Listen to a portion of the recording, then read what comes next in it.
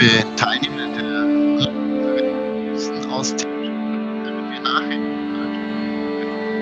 einmal das Meeting neu starten. Das tut mir leid, weil Sie schon eingemeldet sind. Aber in 2 Minuten Zeit ruft wieder Meeting dazu und können Sie in 2 Minuten wieder in das Meeting hineingehen.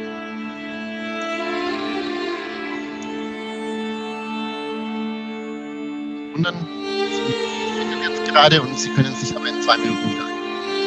Daniel, man hat dich sehr schlecht verstanden. Dann sage ich es nochmal langsam.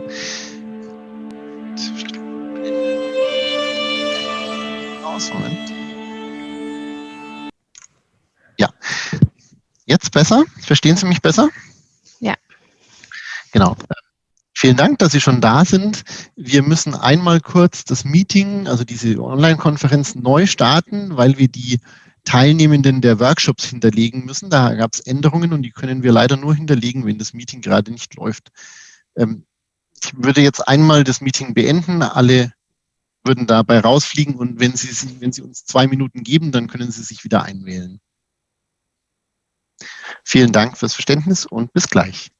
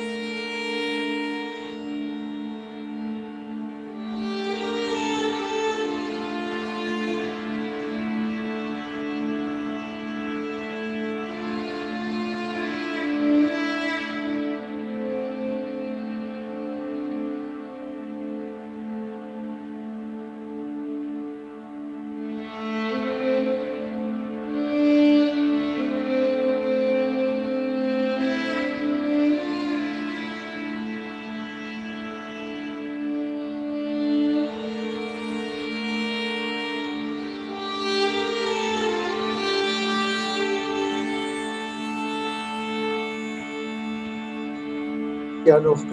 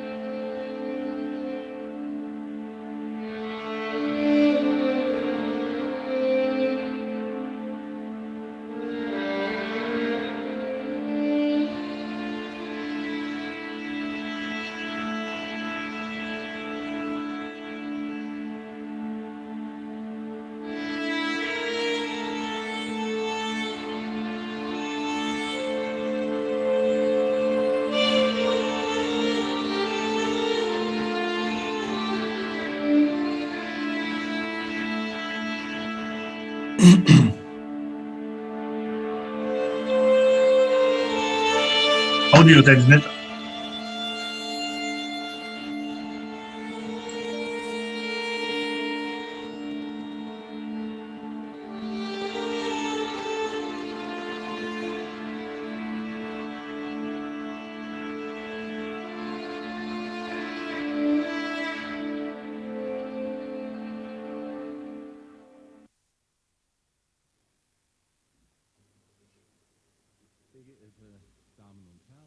Ich höre nichts.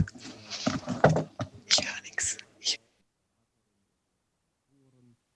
Liebe Beobachterinnen und Beobachter aus der Ökumene und der Dear Welt. members of the Synodal Assembly, dear advisors of the Synodal Forums, observers from the ecumenical community and the Universal Church, the representatives of the press, thank you for being with you here.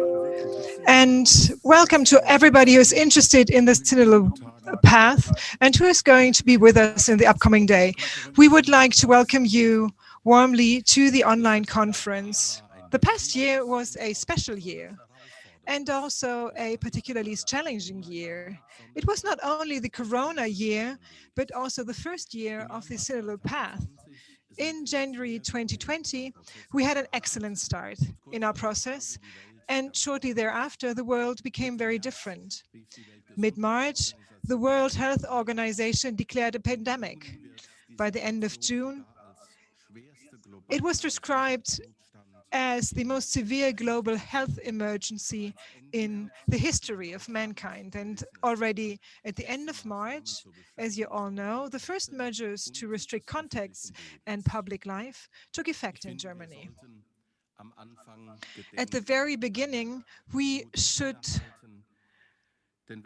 have a minute of silence because due to the pandemic or due to its consequences, more than 2.3 million people have lost their lives by today. I took a closer look at the figures in our country. It's 60,386 people who lost their lives.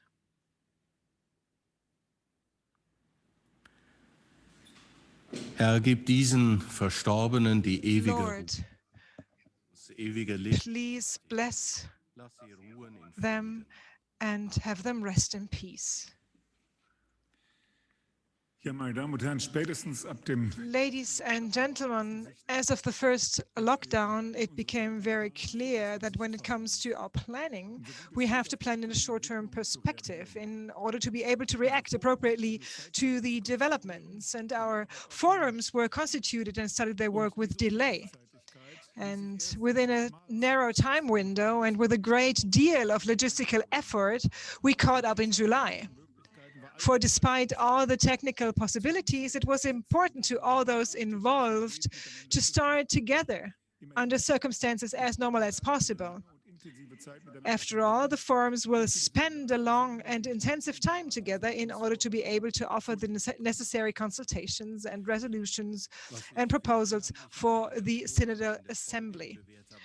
While the content-related work of the forums could be shifted to digital platforms in a proven manner, the organization of the Synodal Assembly faced even greater challenges. Not only could not all 4 forums have gone into first readings at the scheduled second Synodal Assembly due to the circumstances, also a large-scale event with more than 200 participants was clearly not possible. Therefore, the Synodal Committee decided to convene in regional conferences as an intermediate step towards the next regular Synodal Assembly in September. So this is an intermediate step that has brought us forward in terms of content and has raised public awareness for the Synodal path and has kept us active as an assembly. Last September, we organized the deliberations of the regional conferences as hearings. We were able to hear many individual voices, and we had the spirit, a very vivid spirit that was feasible and touchable also in Frankfurt. So in a benevolent atmosphere, we developed arguments with each other in a constructive manner. And we should have been able to invite you to the third Synodal Assembly. But today, 1 year after the first people fell ill in Germany, we are still in the middle of the pandemic. And we may not be moving forward at the pace we would have liked to, but we are continuing to make progress. In this respect, too, the situation is special. The online conference of the Synodal Path is an open format in which all 4 Synodal forums can now present the interim results of their work and raise current priorities, reflections, and questions from it for discussions. The hearings offer the opportunity to provide constructive feedback and to support the work of the Synodal forums in spirit of cooperation. Let us make good use of this opportunity and set the course for the coming years. The members of the Synodal Assembly want to make sure that democratic principles are abided by. And however, we want to make sure that the aspects with regard to our statutes were not able to be foreseen. So this form of interim step seemed right to us at this point in time. A survey we conducted among you did not bring about the necessary 2/3 majority for an online conference, at least not a vote in favor of holding this online forum as a statutory Synodal Assembly. So this is why we decided on the current format. And the topics are still very topical, and we cannot delay forever. We need to take action today. Therefore, we will have to adapt. If necessary, even the second Synodal Assembly, which is scheduled for September 30 to October 2nd of this year, so it might be held digitally as well. Today, we are collecting experience in this regard. And given that there are so many participants, this creates hope. We have more than 96% of participants. This is really great. I would like to welcome Christian Klenk and Katharina Geskes in a particular manner. So what we will discuss today and tomorrow will again find way into the work of the Synodal forums. The texts that have been presented and others that are in preparation can be further developed and submitted to the Assembly for a first formal reading in fall. This is why this new intermediate step is so important, because the Synodal path unfolds as we walk. Let us shape the future of our church. We're looking forward to sharing with you and to consulting with you. On this occasion, we will again be spiritually accompanied by Maria Boxberg, while Father Hagencourt, unfortunately, due to personal health reasons, is not able to participate. We wish him all the best. We have you present in our hearts and in our prayers.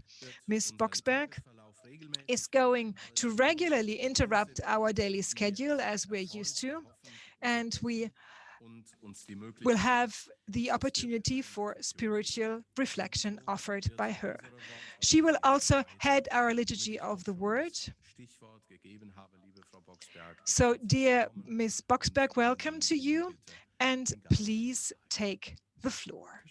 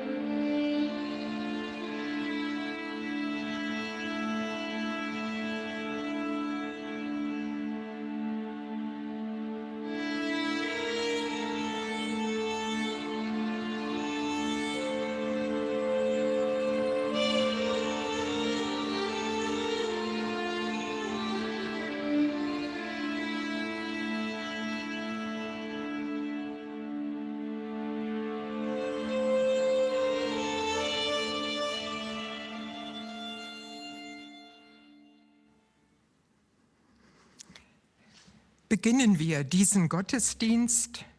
Let us start this service, our celebrating and our work with the sign of the cross. Liebe Menschen auf dem Weg, alle, die jetzt Dear participants on our way, everybody who joined us, who's going to debate with us, listen. So at least in this format, we are able to meet each other in order to talk to each other, in order to get to know each other, in order to debate with each other, in order to pray for each other.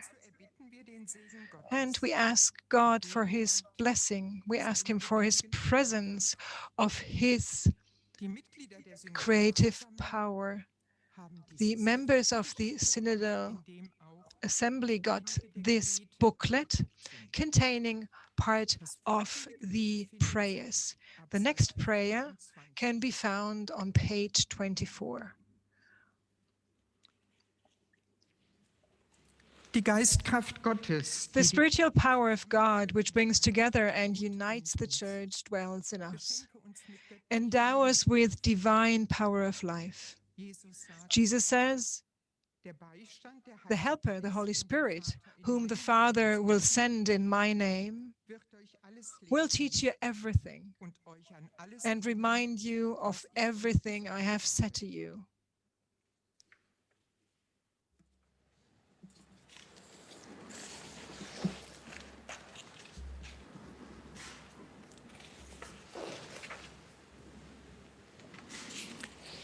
Ursula Becker, eine der geistlichen Ursula Begleiter, Becker, one of the spiritual accompanies, will read this text to us.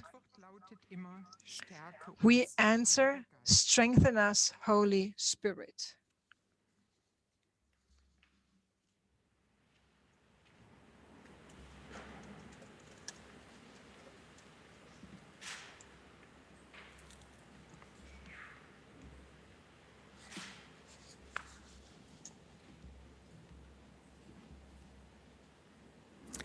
unter den vielen TeilnehmerInnen muss sie Among the many participants, we have probably first to find her and identify her before she can start. Soll ich noch mal probieren? Should I start again? Jetzt bist du zu hören. Now we can hear you, Ursula. Go ahead. For the sake of our vitality and aliveness, we pray to you, Holy Spirit. Strengthen us, Holy Spirit.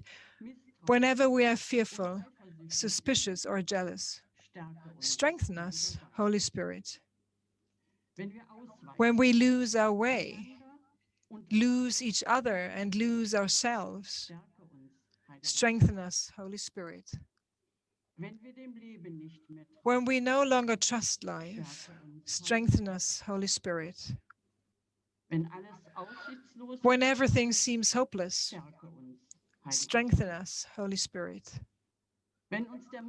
When courage leaves us, strengthen us, Holy Spirit. When our conversations are successful, strengthen us especially, Holy Spirit. You can join what is separate. Strengthen us, Holy Spirit. With you, we can make a new start, a new beginning. Strengthen us, Holy Spirit. Come, Holy Spirit, sanctify us. Fill our hearts not only with a burning desire for the truth, for the way, and for the full life, life in abundance. Kindle in us your fire that shines and warms and comforts. Let us find words that speak of your love and beauty. Create us anew. Come, Holy Spirit, enlighten us, strengthen us, stay with us. Amen.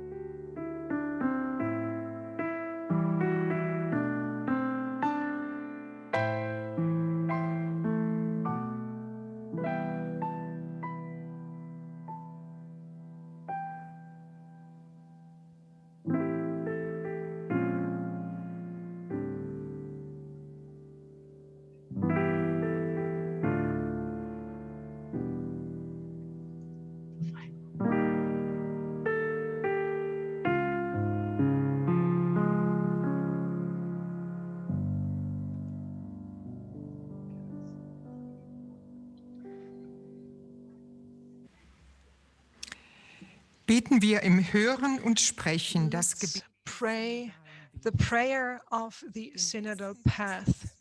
The last paragraph is what we are going to pray together. You find the prayer on page 26 and 27.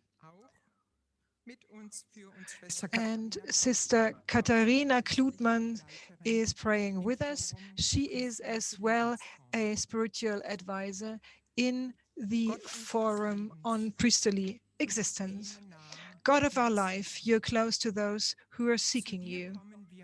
To you we come with our questions and our faith, with our failures and our guilt, with our longing and our hope.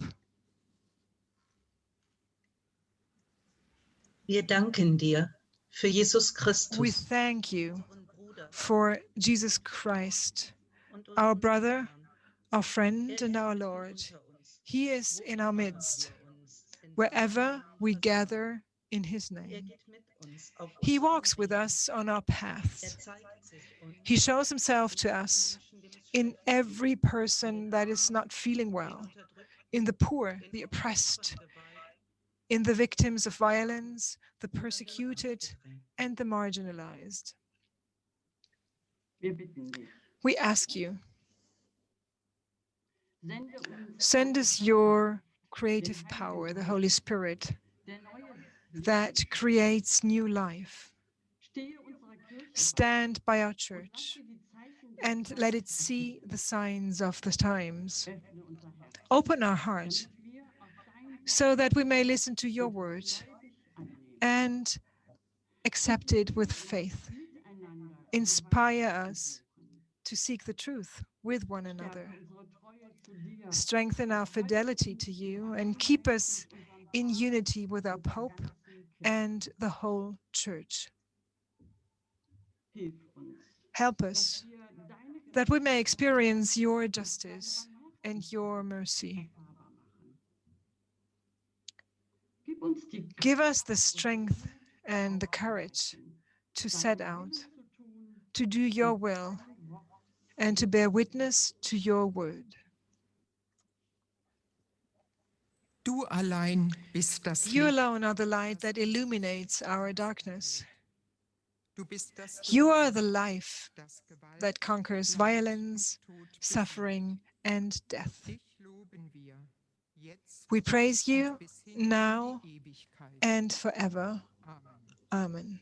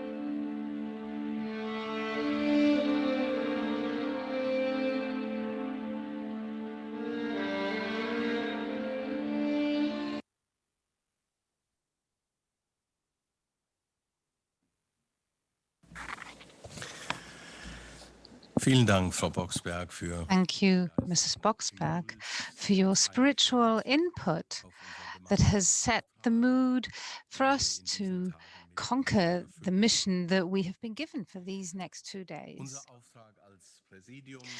As the heads of the committee, Thomas Sternberg and I will now give you, dear synodals, dear guests, dear journalists, a brief review of the work that we have done in the committee.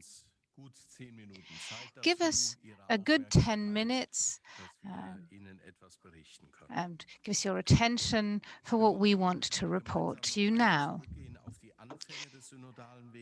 Together with you, we'd like to look back at the beginnings of the synodal path. We've already mentioned the beginning and a couple of important developments, but we'd like to go a bit further into that. The synodal path is born by the German Bishops' Conference and the Committee of Catholics in Germany. It is meant as a joint process for laity and clergy in Germany in the Catholic Church. We regard it as a turning point, a conversion of our hearts on the way to renewal, which is sometimes a painful process, but it's necessary. There was no turning back after the results of the MHG study that were published in 2018, and we need to address the systemic causes of the abuse that the study uncovered. We are facing jointly a crisis that went to a head in the abuse, or came to a head in the abuse scandal. We are relying on the dedication and commitment of everyone who is active in our church. And we are very lucky because the Synodal Assembly is a great representation of how diverse and vibrant Catholicism in Germany is today. The beauty of this process is that everyone, each of us, independently of whether they are members of a synodal forum, can help shape this process. We are very grateful for the high level of commitment we are seeing from so many, from you, and that the investigation and taking responsibility for the sexual abuse is more than just an item on the agenda, but the implications of this are something that will be given even greater consideration in the debates in future, something that's close to our heart and that Mrs. Juliane Eckstein recently very impressively explained. We listened closely, and in future, we want to listen even more closely to the potential that all of you are bringing into the synodal path and for shaping it in future. I was very grateful to hear, for example, that younger members have launched an Instagram account called Young and Synodal. This is a very helpful tool to include the younger generation's perspective in our work. So please, that's fantastic. Continue the great work. The synodal forums are the working groups where proposals for reforms are developed and the first wordings are drafted. These forums are subject to demanding requirements. They require theological depth, but at the same time need to use a language that speaks to everyone. We are under pressure and need to act. On the one hand, digitization is compressing the process. On the other hand, it's drawing it out. We have a long tradition to respect, but also we need to adapt our faith to modernity while deepening it. The Pope calls this aggiornamento. This means that we have to address reform topics. In view of all this, it's clear that the synodal path was never meant to be a cakewalk, an easy breezy little walk. It's more of a strenuous hike. That was to be expected. That's what we are seeing. But with all this controversy, it's important that we stick together as a community in faith and walk the walk together. All of us who have agreed to be part of the synodal path have done so in agreement with the process as a whole and the procedures and pathways we have jointly determined. Being frank and open in our response to the situation may at times mean that our responses are not always unanimous, but unity is what we need to seek. We need to seek for the truth even in statements we may not fully agree with. It is important that we seek for the kernel of truth in everything we hear, even if somebody is stating an opinion that we do not share. It is important to hear every voice, every argument, if you want to reach the best possible decision. One thing, though, is for certain. Decisions need to be taken. We have seen that our strategies to prevent decisions from being made, calling what is new and different Protestantization, denigrating open debate and majority votes as unspiritual, or evading the hot topic by constantly taking everything to the meta level or losing oneself in endless discussions about the rules of procedure. That will not get us anywhere. We need decisions and we will get decisions. We urge everyone not to stray from the procedures we have agreed upon, to make a constructive contribution and value the contribution of brothers and sisters, even if we don't share their opinions. One important step on our way to achieving our goals is agreeing on a structure of the texts that we wish to draft among the members of the extended synodal committee. Let us explain what guided our thought process on this. The question was how templates should be structured so that they could run through the various stages of the decision-making process in the Synodal Assembly as determined by the statutes and rules of procedure. What kind of resolutions do we want to have in the end? That was the question that we needed to answer.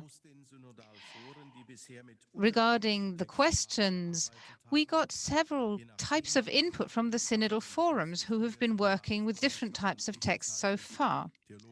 Depending on the individual forum, stronger emphasis was placed on theological groundwork, on specific demands, on votes, countervotes, preambles, or draft resolutions. The extended Synodal Committee took on this challenge as the competent body in charge of preparing the Synodal Assemblies and brought about a decision so that the Synodal forums can now work in a focused manner. To begin with, the criteria for the texts that were to be established, which partly conflicted, were reflected upon. These criteria had already been phrased in various contexts. Texts needed comprehensibility, clarity of the decisions, theological foundations and reasoning, and the texts needed to be brief. Thought was also given to the recipients of these texts. There was going to be a broad audience within the church which is expecting the synodal path to be a turning point in the church towards the renewal and a leap into the church's future. Then there was the German bishops. Some of the things we are covering can only be dealt with within their diocese, and the Roman Curia. Only the Roman dicasteries can actually deal with some of the matters. We needed input from them. The Catholic Church abroad was another recipient of the texts. We know that many people, whether in leading positions or not, are observing the synodal path process, either with hope or concern. And finally, the general public, which is closely following the reform process of the Catholic Church with keen interest. So we needed all these recipients to get suitable texts. A third aspect we considered were the contents of the text, and which synodal forum would essentially be in charge of elaborating on which topic. Sometimes several forums would be looking at the same topic from different perspectives. What is important here is to avoid double work, but while ensuring that the different perspectives are included in the texts. In view of this starting position and the broad, sometimes conflicting requirements towards the text, we need to produce, towards the text, we believe it is neither truly possible, nor would it be very meaningful to pour all the results, or even just the result of each forum's work, into a single text. Such texts would overwhelm both their authors and their future recipients, and overburden the decision-making process in synodal assemblies.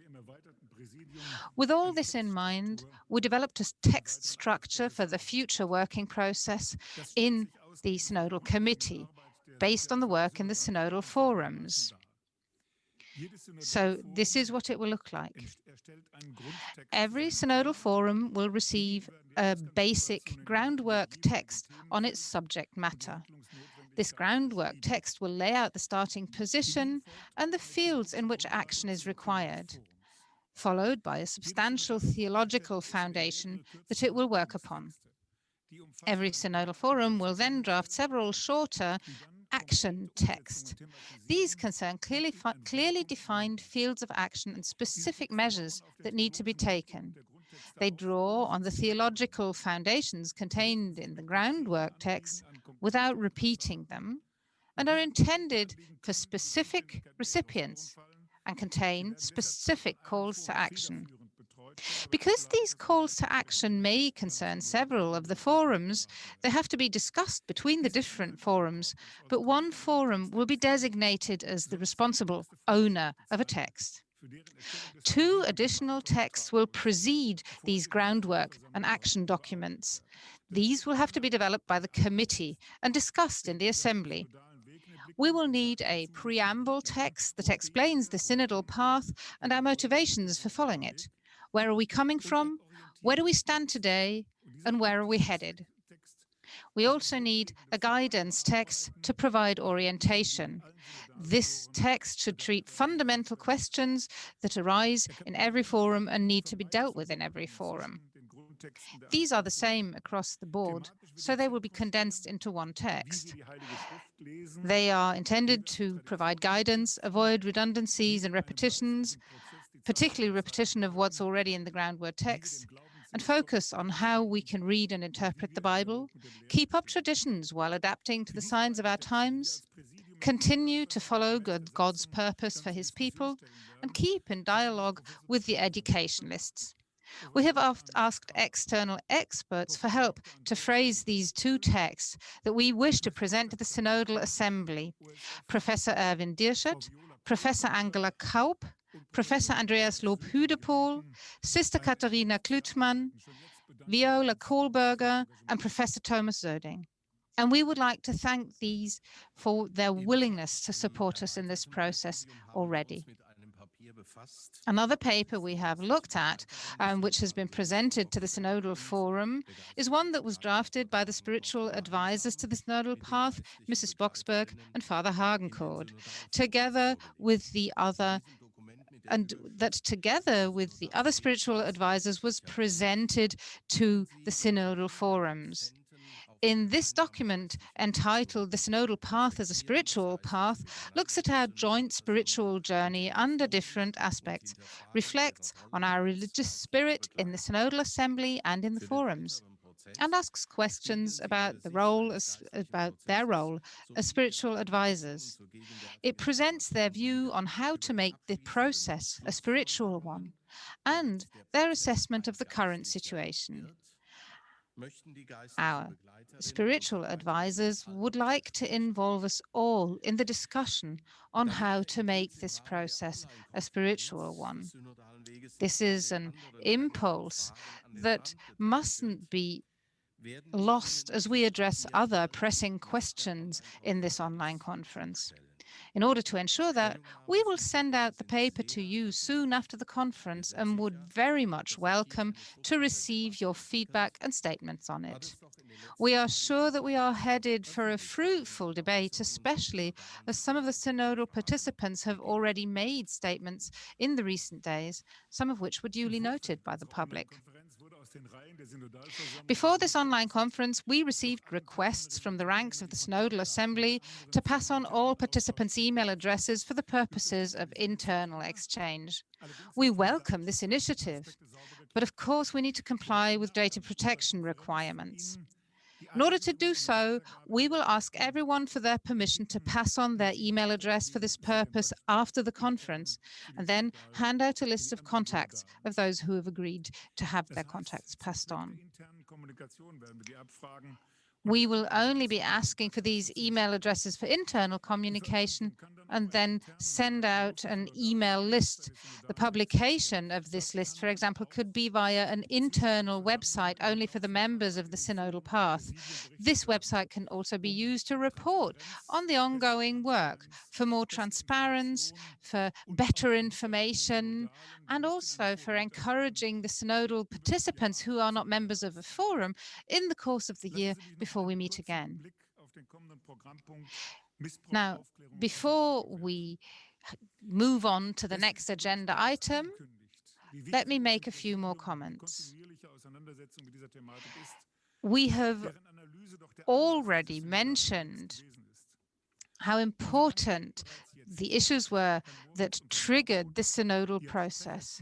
I would like to thank, at this point already, Mrs. Beck, Mr. Boritz, and Mr. Norport, who are here today as representatives of the Victims Advisory Board and will continue to make a valuable contribution to the work of the synodal path in future. So thank you. As the Synodal Committee, we have prepared a declaration that Mrs. Karin Kortmann will present for discussion later on. And we will also have reports on the current status of the work.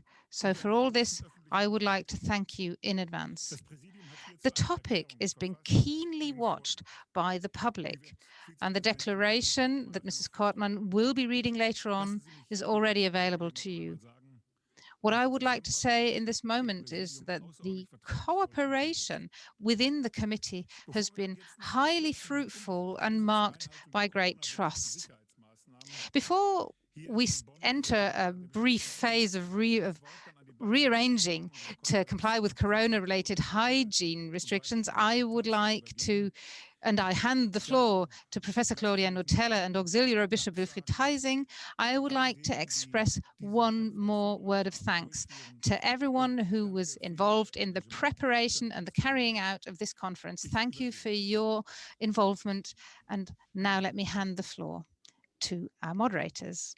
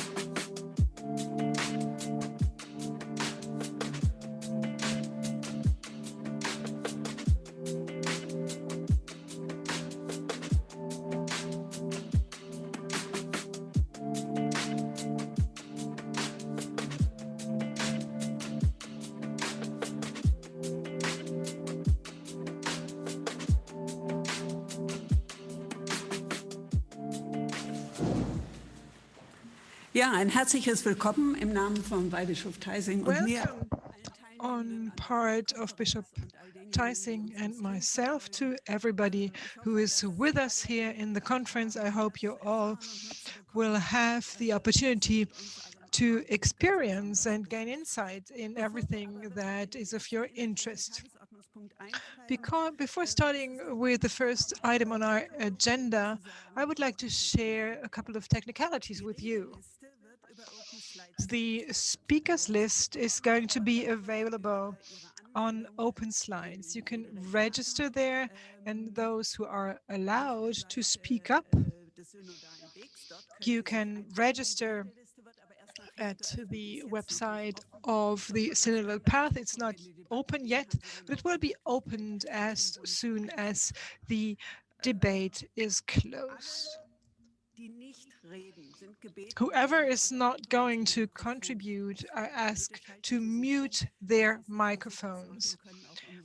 if you don't do it personally, our technicians can also do that for you. It's very important to do so in order not to have disturbing noises during our conference. In the context of the workshops and the hearings, so those events that take place in smaller groups, the speakers list will be entered via the chat.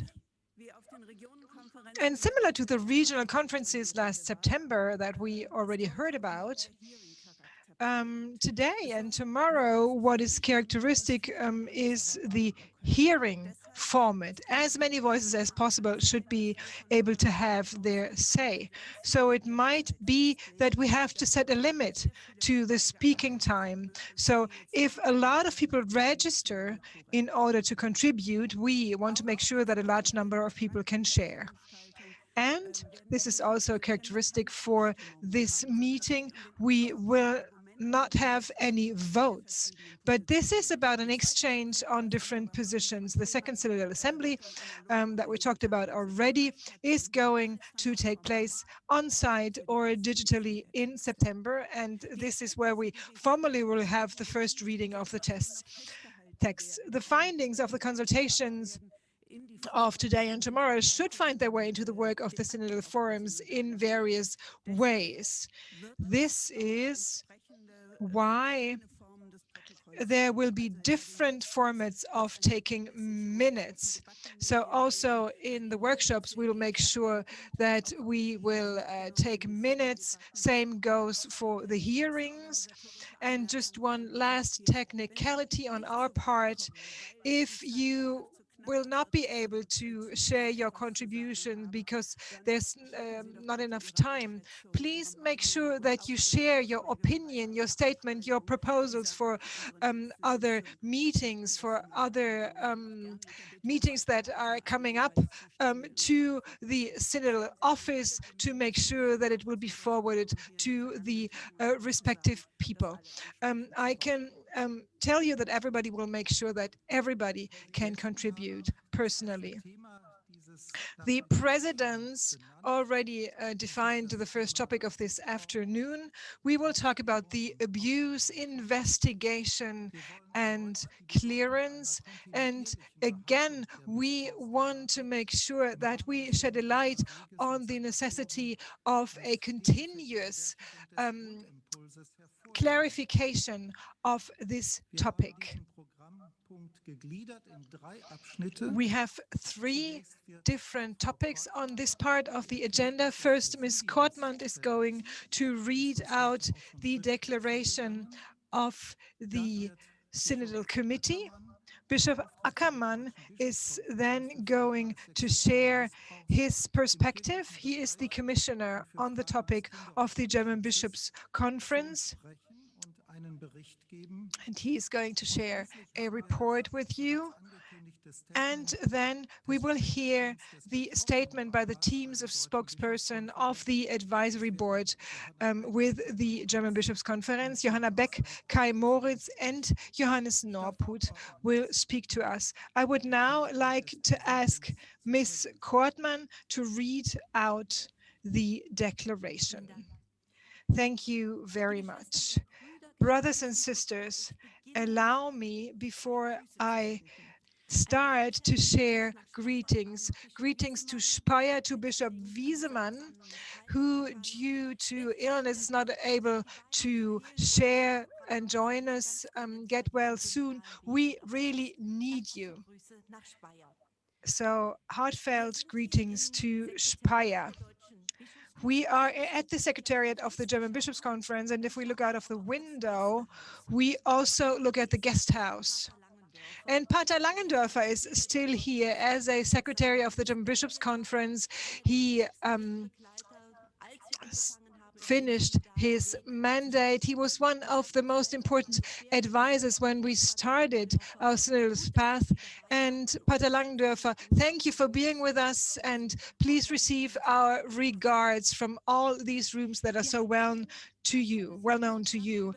As a committee, we pondered on how to introduce this conference in order to set the course from our perspective when it comes to speaking on the abuse. And it's very good that we have this opportunity now. I would like to share with you this declaration on behalf of Dr. Betzing, Professor Dr. Bode, Professor Sternberg, and myself. And I would like to thank everybody who consulted with us on this text.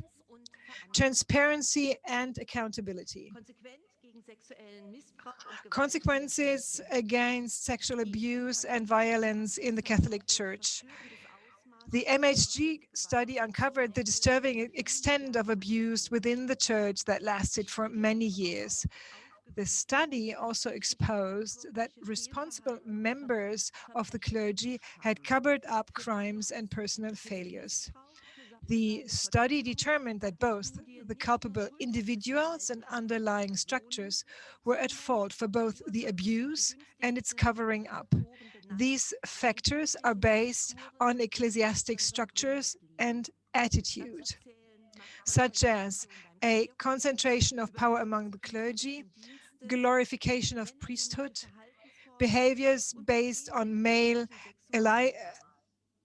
allegiances, problems with sexual morals in the Church. As a consequence of this study, the German Bishops' Conference asked the Central Committee of Catholics in Germany to join in a reform process to correct these aberrations.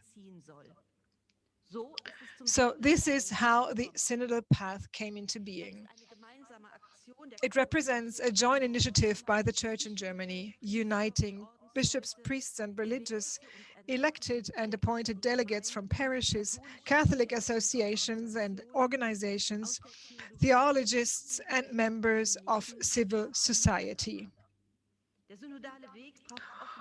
What this requires is a culture of open discussion, spiritual distinction, and clear decisions.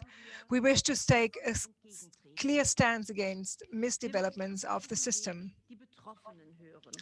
What this also requires is listening carefully to the victims. We're grateful that those affected by the abuse are willing to partake in the synodal path. For this reason, the committee wishes to firmly root the cooperation with representatives of victims in the structure of the synodal path. We have offered to the men and women of the advisory board to agree on the exact form of the contribution the advisory board will make. In a discussion with them, the committee and the officers of the German Bishops' Conference in charge of the issue of sexual abuse. The Bishops' Conference of Germany and the dioceses, as well as a large number of Catholic organizations, have already put projects into practice or initiated them that focus on the victims and are aimed at preventing abuse in the future. This includes prevention, but also the material recognition for the suffering victims that victims have experienced, full investigation into the abuse, taking responsibility for it, and changing priorities, reporting procedures, and administrative processing. Nonetheless, it is clear that the process of taking responsibility, of which the different dioceses are in charge, is running into a crisis of its own. The events in the Archdiocese of Cologne, centering on the commissioning of a report, withholding its publication, and commissioning a new report, have undermined many people's confidence in the Church's willingness to unreservedly investigate its past. Irrespective of the willingness, intents, and motivations of those involved and of their perspectives on matters, this conduct has led to massive irritations and a loss of trust that will be hard to correct. The number of people who are leaving the Church in view of this situation and the number of this is significant. We would like to make it clear that any breach of law or duties Any disbehavior or procedural fault must be sanctioned in accordance with the guidelines on handling the sexual abuse of minors and vulnerable adults by members of the clergy or employees of the church. Durch Kleriker und sonstige Beschäftigte im kirchlichen Dienst vorsieht. Zweitens, secondly, anyone in a leading role in a diocese, congregation, or other ecclesiastic organization has a special obligation to enable the legal investigation and historical, ethical, and theological review of any event of sexual abuse in line with the Joint Declaration on Binding Criteria and Standards for Independent Investigation and Review of Cases of Sexual Abuse in the Catholic Church in Germany, published by the federal government's independent officer for the sexual abuse of minors and the German Bishops' Conference, Johannes Jörich and Bishop Ackermann, in June last year. It was signed by the two of them. This investigation and review must meet the expectations of those affected by the abuse. The independence of the investigation must be ensured. Structures that enabled covering up the events must be identified and removed. The names of perpetrators and the results of the investigations must be made public.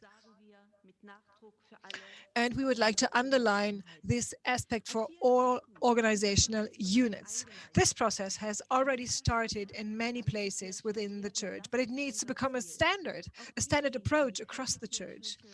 Those who are not in leadership positions in the church should also question themselves in how far their actions or omissions enable the abuse and covering the abuse up. Thirdly, anyone who is in a leadership function in the church must be held accountable or even hold themselves accountable if they have violated the law or their duties or have made major wrong decisions. This must also extend to stepping down from an office. This can't be a taboo. A legal assessment is necessary, but it's by no means sufficient. It must be a matter of course that those who are responsible for what has happened are measured by the legal, canonical, moral, and spiritual standards that are linked to their respective roles. Every bishop must establish binding procedures to ensure the accountability to the public. Bishops do not just bear public for their actions vis-à-vis the Pope or their fellow bishops, but also vis-à-vis all the faithful in their diocese and beyond for the Church in Germany and around the world. To justify his position, a bishop needs to earn the trust of the members of his diocese.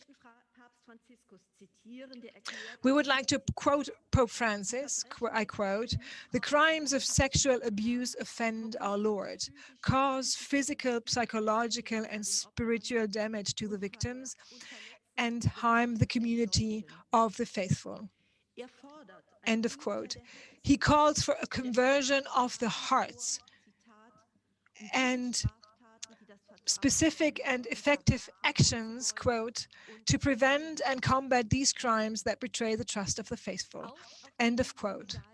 This is also what we are called to do on the synodal path, all of us. We are serious about bringing about that change, a change that is guided by the gospel as its yardstick. We ask those affected by abuse and violence to scrutinize this journey with a critical perspective. We are working on establishing forms, structures, and attitude in the Church that prevent such attacks on human dignity and to happen again. Thank you very much. Thank you, Mrs. Kortmann, for reading out this declaration. We'll now move on to the next part of this agenda item with Bishop Dr. Ackermann.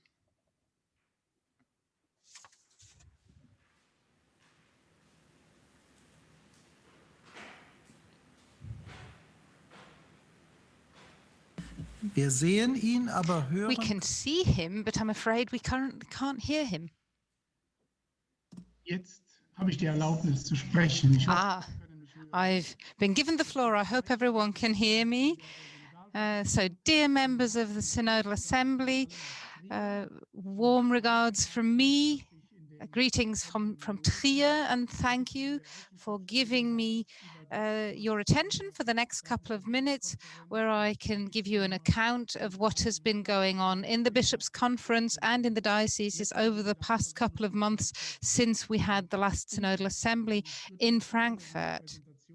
I'd like to ask the technicians to just put the presentation up on screen. I thought what I would do was I looked at the slides of this presentation, and the slides of the presentation that I handed out to you or showed to you in Frankfurt last year, and I'd like to continue where I left off at the last two slides. These last two slides showed the commitment that we as the Bishops' Conference made as a consequence of the MHG study. And I will now give you an overview of what they contained and then tell you about the progress that we've made in putting measures into practice regarding these points. The first thing that we said was very important to us, and that is going to be shown on the next slide. That is greater involvement by victims, by affected persons, and by external experts. We committed to making no additional further steps without involving those affected. We've heard about that in the welcoming address, in some of the contributions that we've already heard. There is now a Victims Advisory Board that speaks to the German Bishops' Conference. I'm very glad to announce that towards the end of fall last year, we managed to put this body together to staff it. It has 12 members, 7 women, 5 men from different dioceses with different professional backgrounds. The first time we met was in October via a video conference, and in November we actually managed to have a constituting establishing session, again, which had to take place digitally.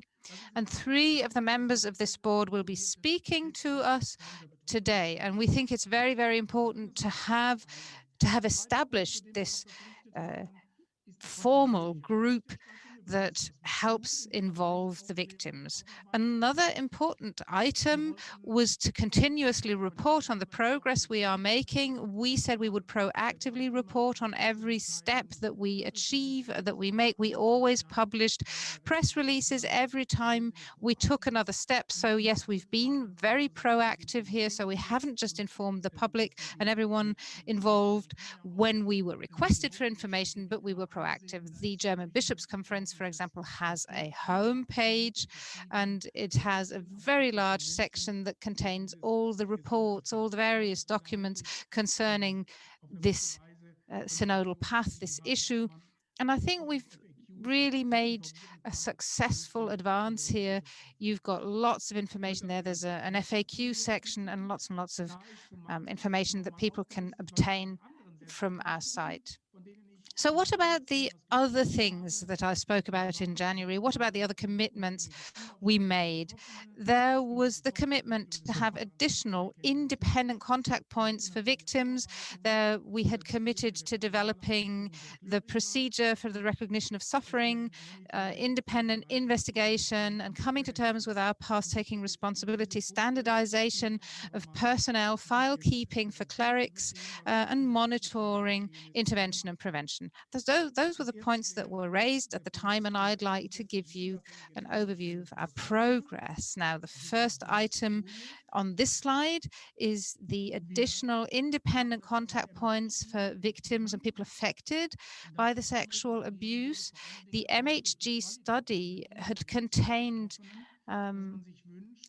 some input, especially stemming from interviews with victims and affected people, that they would like to have contact points that would have a low threshold, that would not be institutions of the church, so that they would have more options to pick and to make it easier for them to report any incident of abuse. So again, we went into deliberations with external experts based on the MHG study, based on the feedback we got from victims.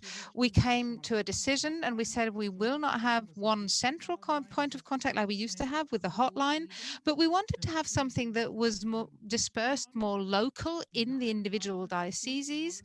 And the other thing that we tried to achieve by having this decentralized contact point network was to not have purely church-based contact points, but we wanted to cooperate with existing expert organizations that were already on site, so that people who maybe don't want to go straight to the church, people who maybe want some procedural advice as well on how to raise claims against a diocese, against a congregation, what are the steps I need to consider. So we wanted to make sure that people have an option of getting advice and consultation outside the church, which was local and low threshold. So what we've done to put this into practice is that we have drafted a template contract, a sample contract with the help of external experts, so that the dioceses can cooperate with these local external partners. Now the ball is in the park of the diocese, the individual dioceses, to use these template contracts and get agreements with local experts, with contact points for the victims, and bring this to life. Another item in the slides was the development of the procedure for the recognition of suffering. That is something that that has been very openly and publicly discussed in the media recently.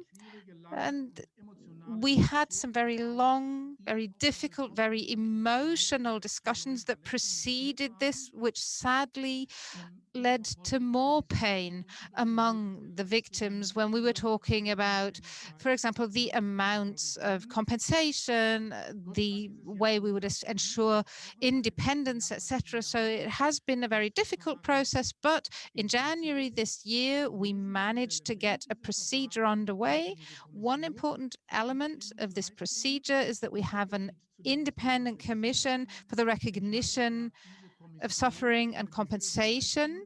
And this commission will decide on the amount of compensation, and it won't just recommend amounts, but it will actually have the authority to decide on the amount of compensation and make sure that people get their compensation. It consists of 7 experts from the fields of medicine, law, and psychology. Again, we had a gremium with independent experts that made sure that the experts on the commission are well chosen to make good decisions.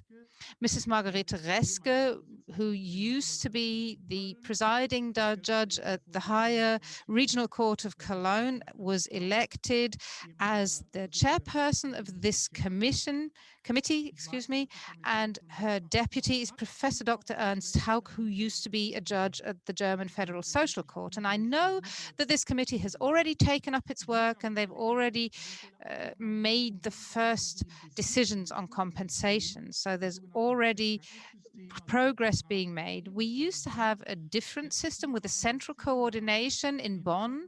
For over 10 years, they worked for us, and I would like to use this opportunity to thank them for their great work.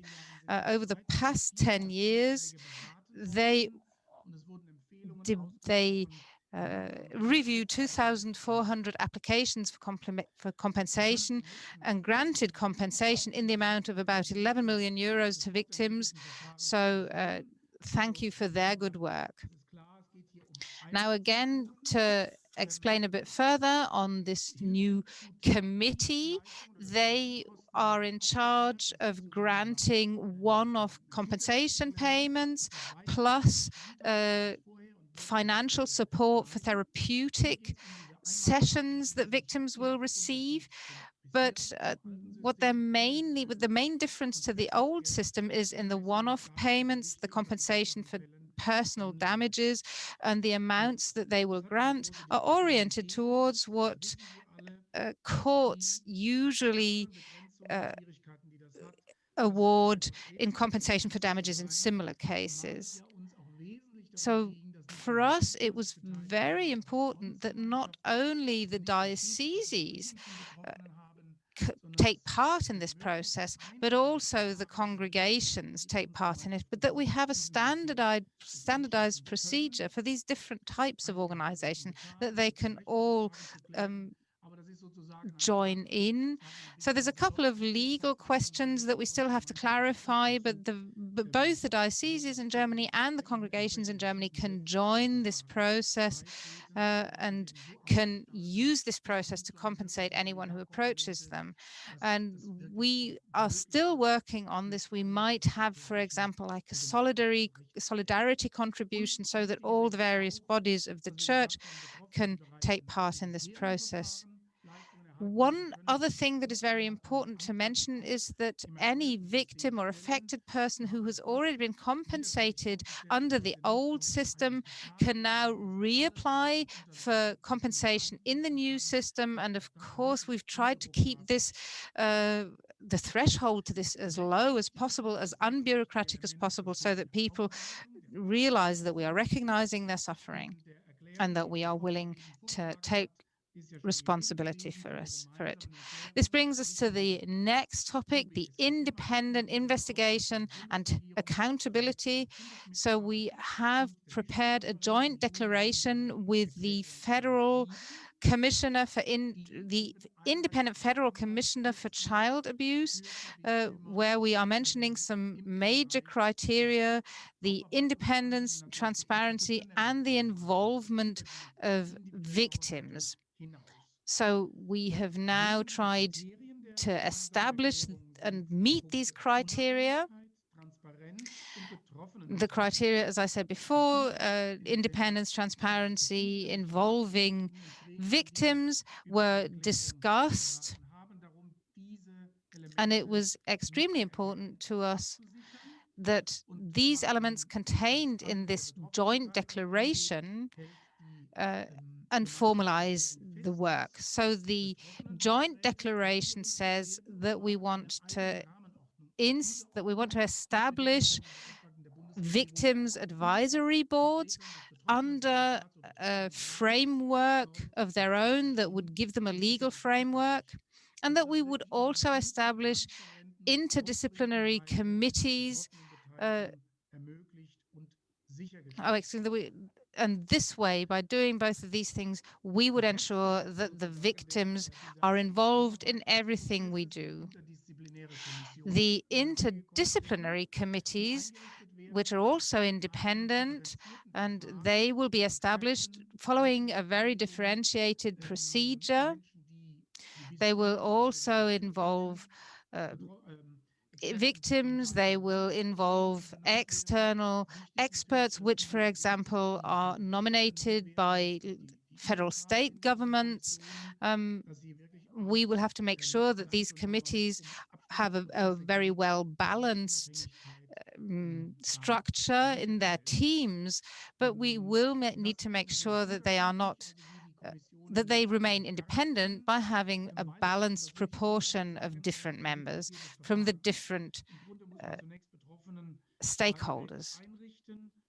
So we need to establish these advisory boards first, and these advisory boards will then cooperate with the various committees. But the committees can't start their interdisciplinary exchange with external experts before we have ensured that victims' advisory boards are involved. One other aspect of the work here is the declarations of equivalence that the dioceses can put together with the Federal Independent Child Abuse Officer. And these equivalence declarations again, are structured in such a way that the diocese cannot actually give itself the status of equivalence, but that we have a balance of powers there, that we have federal government on board. One important thing in all this is that we have uniform standard and a structured exchange of experiences that people make in the various boards and committees at a peer-to-peer level. And this way, by having a structured form of exchange, by having uniform standards, this will help us make the work more fruitful and more transparent. So this standard setting aspect is very important to make the work not only more transparent, but also more satisfying to all the parties. Now, talking about standardization, what do I mean by that? One thing that we need to standardize, obviously, is the keeping of personnel files of clerics. So in addition to what the MHG study recommends, and I looked that up to be sure, the MHG study recommendations have been our roadmap. And what the researchers of this study said, that one crucial element is that if there is any event of abuse or any claim or accusation of abuse, I'm not only talking about cases that have been resolved and closed, but just claims that are being made, accusations which are followed perhaps by additional claims, these mustn't be lost. So if one person is speaking up and accusing someone of sexual abuse, we need to make sure that it's very clearly documented and that there is a clearly defined exchange of information among the various dioceses regarding these entries in somebody's personnel file. So we need to make sure that we have documentation standards that will ensure that. We want standardized documentation for all the clerics. And the standards are something we are currently working on. We are making good progress with the draft, which is oriented towards what government employees have, or what applies to government employees. But it's very important that we make sure that it also complies with canon law. So you can imagine that having a good balance there of, on the one hand, trying to follow worldly standards, but on the other hand, complying with all the other needs that apply to these documents, you can imagine that that's difficult. One final point that we committed to was the aspect of monitoring and supervision. This is something that applies to every field that sexual abuse may apply to, or where it may occur. And this is something that's very forward-looking. We have established clear sets of rules for the prevention and treatment of cases of sexual abuse, but we don't just need to establish rules. We also need to, of course, monitor whether these rules are being adhered to and whether they're always up to date. So what we need in order to ensure that the rules we have established are followed is monitoring, is reporting, and that is what we're very clearly doing here. So we've established an independent committee and a committee for the investigation and taking responsibility of these cases, and they will present annual reports. So this is the reporting and monitoring aspect that we're going to comply with here. And another thing that this needs is effectiveness research, and these are the things we're currently working on. So brings me to the end of my presentation. Thank you for your attention.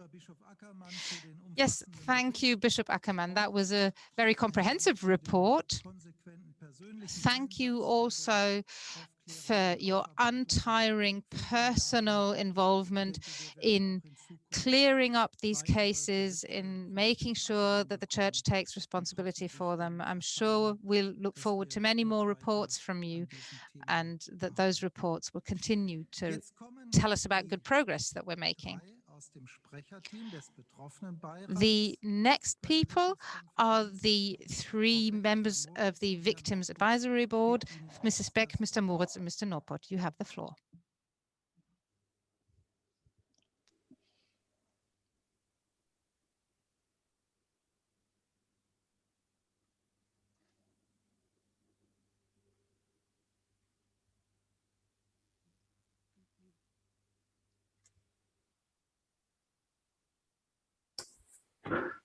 Können Sie mich hören?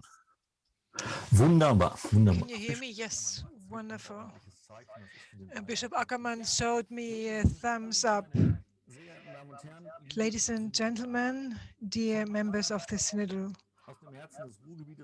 the Synod from the center of the Ruhr region, and on behalf of the Advisory Council of the German Bishops' Conference on Questions of Sexualized Violence in Catholic Church in Germany, and basically from the depth of human existence in our church, I would like to welcome you all and wish a good evening to all of you.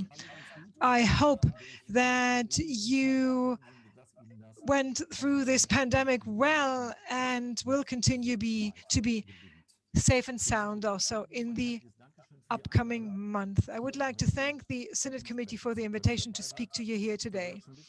The Advisory Council of the German Bishops' Conference on Questions of Sexualized Violence in Catholic Church in Germany constituted itself in November last year and had made it very clear in its first meeting that it wants to participate in the synodal path. From our perspective, the synodal path would not be complete and not credible if the voice of those affected were to continue to be dispensed with in the long run. The abuse scandal, which ultimately triggered one of the deepest crises in our church, is the cause and the reason for this path.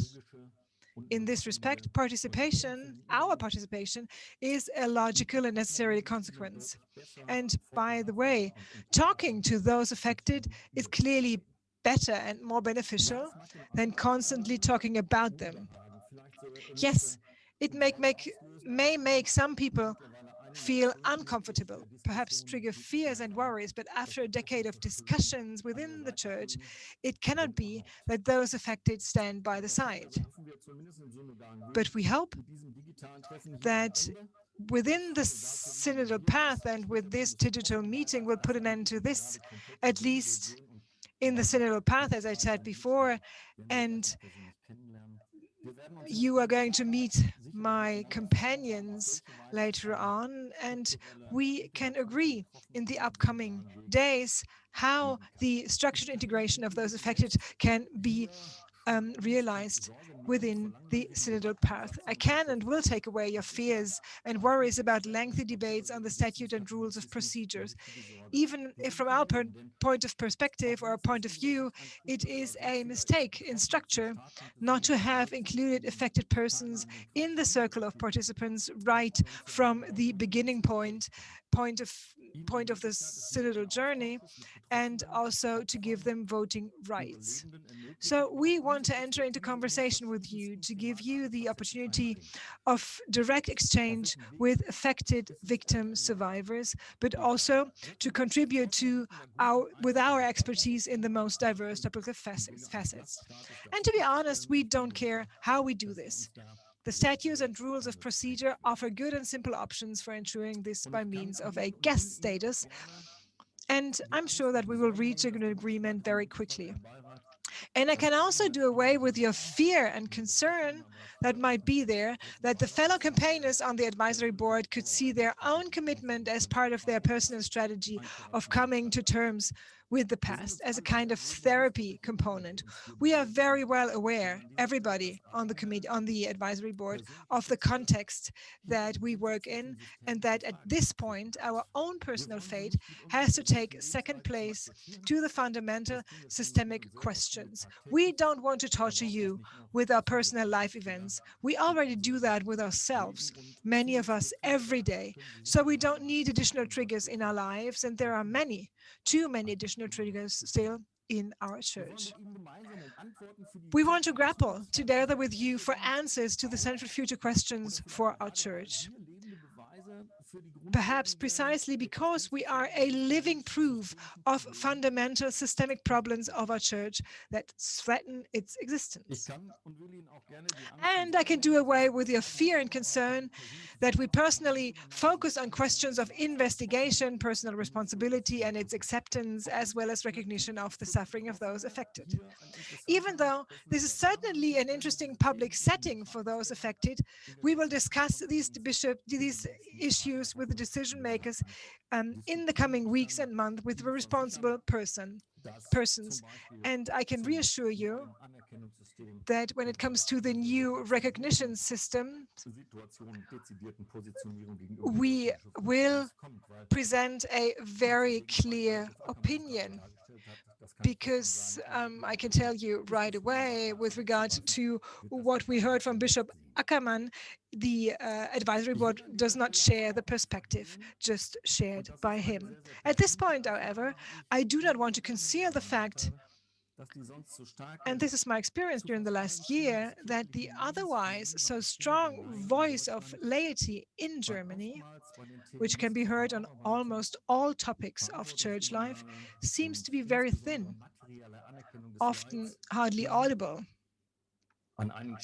Indeed, just too mute on the topics of abuse and coming to terms with it, accepting responsibility and material recognition of suffering. In this respect, I cannot and will not do away with your fear, should this be one, nor the concern that we will continuously remind you of your responsibility to ensure mindful cooperation in our church that prevents abuse and cover-ups. But this can only be achieved by cannot be achieved by looking the other way and remaining silent, but only with attitude and consistency, with a clear profile and predictability. At this point, however, I can relieve you of the fear and concern that we will put diocesan developments in the spotlight, even if these seem to be the expression of an incredibly disastrous crisis and project management and an unprofessional communication strategy, and at the same time, a lack of attitude on the part of leadership personnel. Rather, allow me to share a few fundamental comments on the subject of investigating into crimes, especially those that are time-barred. And under this term, I also subsume actions and decisions that have led to cover-ups and institutional protection of perpetrators. Of course, we are very attentively and very closely observing the further progress of the various diocesan investigation activities. Transparency seems to be an important and essential quality, because a lack of transparency in investigation processes leads not only sometimes, but fundamentally, to the impression that they follow arbitrariness and particular interests. Transparency and openness eliminate this at the very outset and create an essential prerequisite: mutual trust that almost always leads to successful cooperation, and allow for a very personal perspective. In the context of the preparation of this meeting, sometimes I think it's interesting how different transparency, independence on the context is applied. But let us not be distracted by systems that are alerted and irritated. What will be crucial for credibility and for the reputation of our church and for those of us affected will be how the results, whenever they become public, are dealt with at the leadership level of the dioceses. What consequences will be drawn? Also with regard to individuals. And what, and this is very particularly important to us at this moment, will be left over with regard to wordy and meaningful declarations about our own desire for investigation from the past, in the present, and in the future. For in the end, everything depends on whether those who today still have far-reaching power to shape the dioceses finally make consistent use of this power in their own sphere of influence. If necessary, decisions also in response to past and present actions of individuals in their own diocese will finally be taken, implemented and enforced, regardless of any kind of internal church or social reputation. From the point of view of a person affected, A perpetrator cannot have a social or ecclesiastical reputation. The person affected sees first and foremost the ugly face of the abuse. And this ugly face cannot be concealed by any makeup or positive act. Insight into one's own inability, this is something that we came up with in the past years. The insight into one's own guilt and responsibility has so far hardly brought about any consequences or changes worth mentioning. This is a very bitter insight. And if one's own capacity for insight and perception does not lead to action, what is then needed is a consistent, powerful, courageous action on the part of those who can make and implement the necessary decisions, so those who have the necessary power.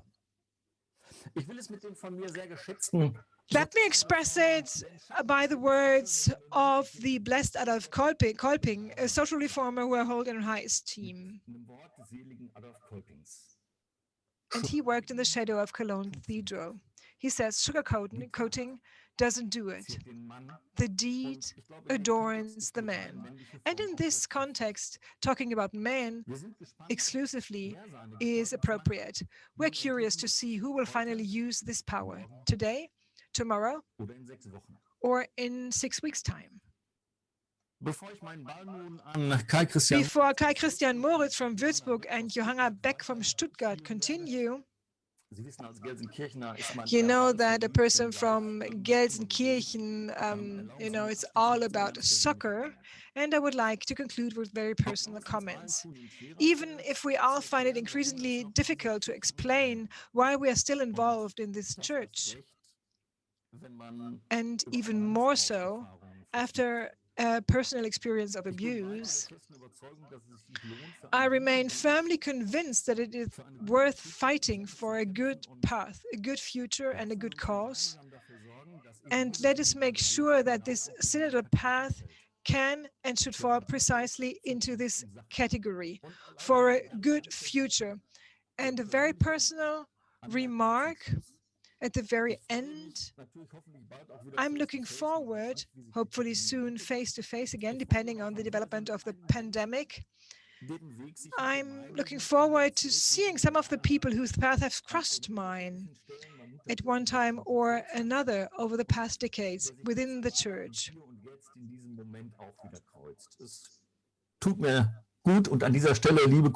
It is a positive support, dear colleagues, in this new role that I assumed, to see familiar faces and to rely on you. So with this in mind, thank you very much for your attention, and I will pass on to Würzburg. So, ich hoffe, ich bin zu hören. I hope you can hear me. Warum sitzen wir jetzt als 3 Vertreter hier? Why are we 3 representatives sitting here? Wouldn't one of us have been enough? What is there to say on this topic and to discuss that has not already been said? Please, not another touching or depressing report by a victim. Please, not another protest shouted out in blind rage about the clerics up there. And above all, not once again claim the special status of victimhood of human clerical misconduct. The soil that we want to cultivate is very, very hard, and it will take a lot of strength and wear out many tillers to make it fertile. And do not forget, however, that we speak about criminal offenses, even if, unfortunately, they are oftentimes already time-barred. We are sitting here as 3 representatives of the recently established advisory board of the German Bishops' Conference for the issues of sexualized violence in the Catholic Church in Germany. Today it's us 3, tomorrow perhaps 3 other people, and the day after tomorrow again 3 other people. Unfortunately, the number of those affected seems unmanageably large, as do their manifold needs and demands. This is reflected by the mere fact that we are sitting here as a team of spokespersons. Not focusing on one speaker, on one spokesperson, is the first step towards the towards one of the most important reasons why we're sitting here: power and its violent, merciless use. The victims of sexualized and spiritual violence are all survivors who have been able to free themselves from this overpower and its agents. So it would be wrong to consider us merely as victims' representatives who also have to want to say. I'm aware that the term survivor may cause for some of you to go gray. But it is precisely here that one of the facets of our activities show itself, from speechlessness to the ability to speak. A person affected is first of all a survivor, a person who, marked by what has happened, wants to go on living. The image of the survivor has something breathless about it, the almost drowned person who just manages to save him or herself on board. The affected person must be thought with this feature of a competitive spirit and dynamic. And then we can use this term to describe a freedom seeker or a creative person that is struggling for redemption. Are we angry? Yes. Are we deeply hurt? Yes. Each of us bleeds in different ways every day. The Advisory Council, just like the Synodal Path, is not a therapy or a self-help group, as we already heard.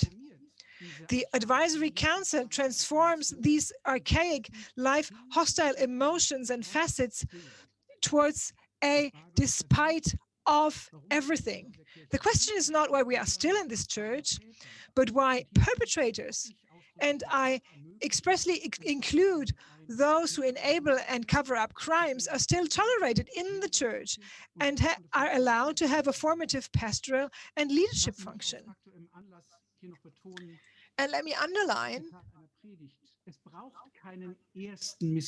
we don't need a first missionary. We don't need the first proclaimer of faith of a diocese. We need a first servant, a first person who's willing to clear up things, and a first humble person in order to make sure that we can do away with this type of power. The last thing people like us are looking for is arbitrary general dismay, like a sweet icing that mostly serves to exonerate the pity-having and the self-exculpating people. When people like us demand for recognition of our suffering and also to be structurally involved in the process of awarding it, is not because we are looking for an end point to the discussion, but because we believe in a continuous dialogue at eye level. A lot of blood has been left on the carpet in the setup of the first affected person's advisory council. Survivors withdraw because they are either tired or re-traumatized, or they tear each other apart in public or non-public discussions, or they have simply lost confidence that an open-ended dialogue and discussion is possible. Our role in this is admittedly a tinderbox. We don't have a formal mandate on part of all people affected. We have to work with the fact that enough survivors will accuse of fraternizing with the enemy. We will have to live with the fact that failure is a success in itself. And as Samuel Beckett writes, we must always fail better. The process of recognizing suffering, for example, and the allocation of the financial resources associated with it, once again shows the great danger and the ever-present threat of misunderstanding the other party. When numbers come into play, the question of what is finally enough, what is the appropriate amount, is linked to this. Those affected are thus turned into greedy, frustrated objects. How will the church deal with the different amounts of payments while avoiding a freestyle of Germany Next Top abuse? And to stay in the picture, the audition for this is hard enough. People still talk more about than with those affected by sexualized violence. When, for example, when an amended legal system of church procedural law finally will be seriously tackled that turns survivors from objects into acting parties. An impressive example of this is the administrative jurisdiction, as it has been hanging in a drawer since the Würzburg Synod, since 50 years. Immanuel Kant, for example, sees in human beings an end in itself. This end is absolute and must never be disregarded. I quote, "Act in such a way that you need humanity both in your person and in the person of everyone else at all times simultaneously as an end, never merely as a means." End of quote. We believe in ongoing dialogue and want survivors to have their say on an as wide basis as possible, not least out of respect for those who have been broken in their suffering. We would like to briefly quote from the thoughts on our identity that are still to be voted on in our working group of our advisory board. It says, our work includes continuous institutional counseling and support of the German Bishops' Conference in the questions of abuse, but also our own positioning, statements, educational work, and investigation into the topic of sexualized violence in the Catholic Church. We enjoy being another voice in the orchestra of this synodal journey and to contribute creatively with our expertise and help shape a new sound for this church. We want to be courageous. We want to be courageous together with you. Although we are appointed by the German Bishops' Conference, we will always maintain our independence through our unconditional will for transparency and openness to dialogue. We are negotiating and pondering about new standards to understand the mentioned strong feelings and severe injuries and to raise them to a new level of creative freedom. This is about nothing less than rewriting the system and its rules, but always, and this is important to me, so to speak, with an unconditional basic smile on our faces that does never take away the dignity of the other. Perhaps together we will succeed in wresting from our Wizard of Oz the special machine by means of which he projects his face into a column of smoke and which also makes his voice seem amplified and overpowering. And then show that behind this machine there's often only a small fairground showman who loudly deludes us into believing that he has never really existed and has never been legitimized in his way. In the beginning was the Word, not necessarily the loud and destructive word, but the right, honest, open, courageous, and creative Word. Thank you very much.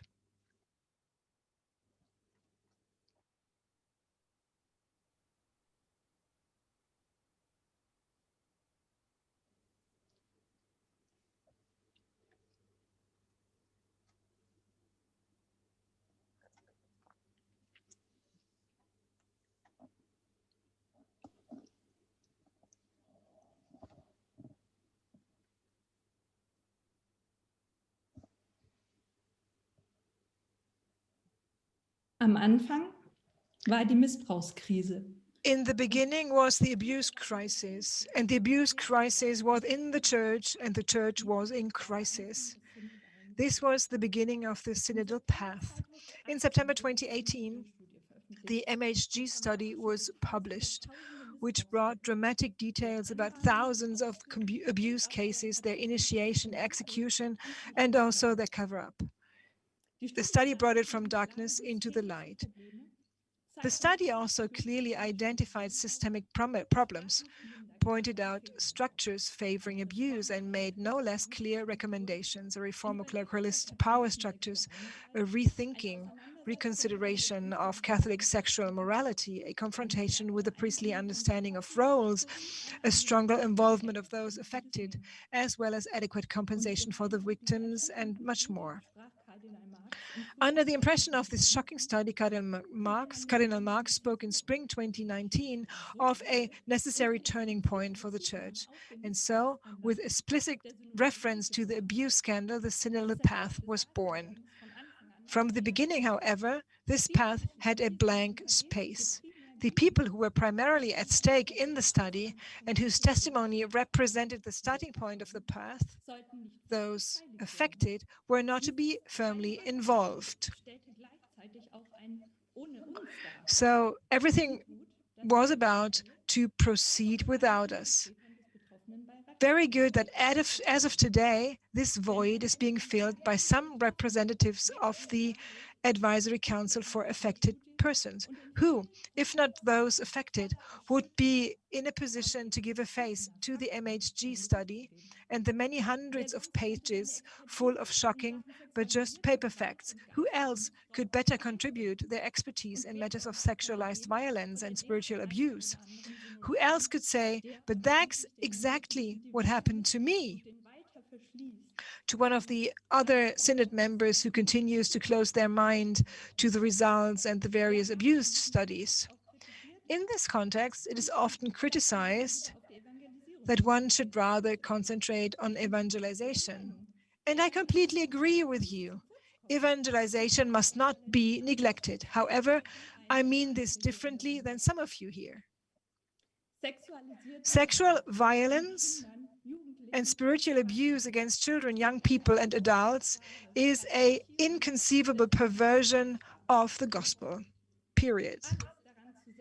Doing everything you can to stop this perversion, even if you may have to leave your theological comfort zone to do so, is evangelization.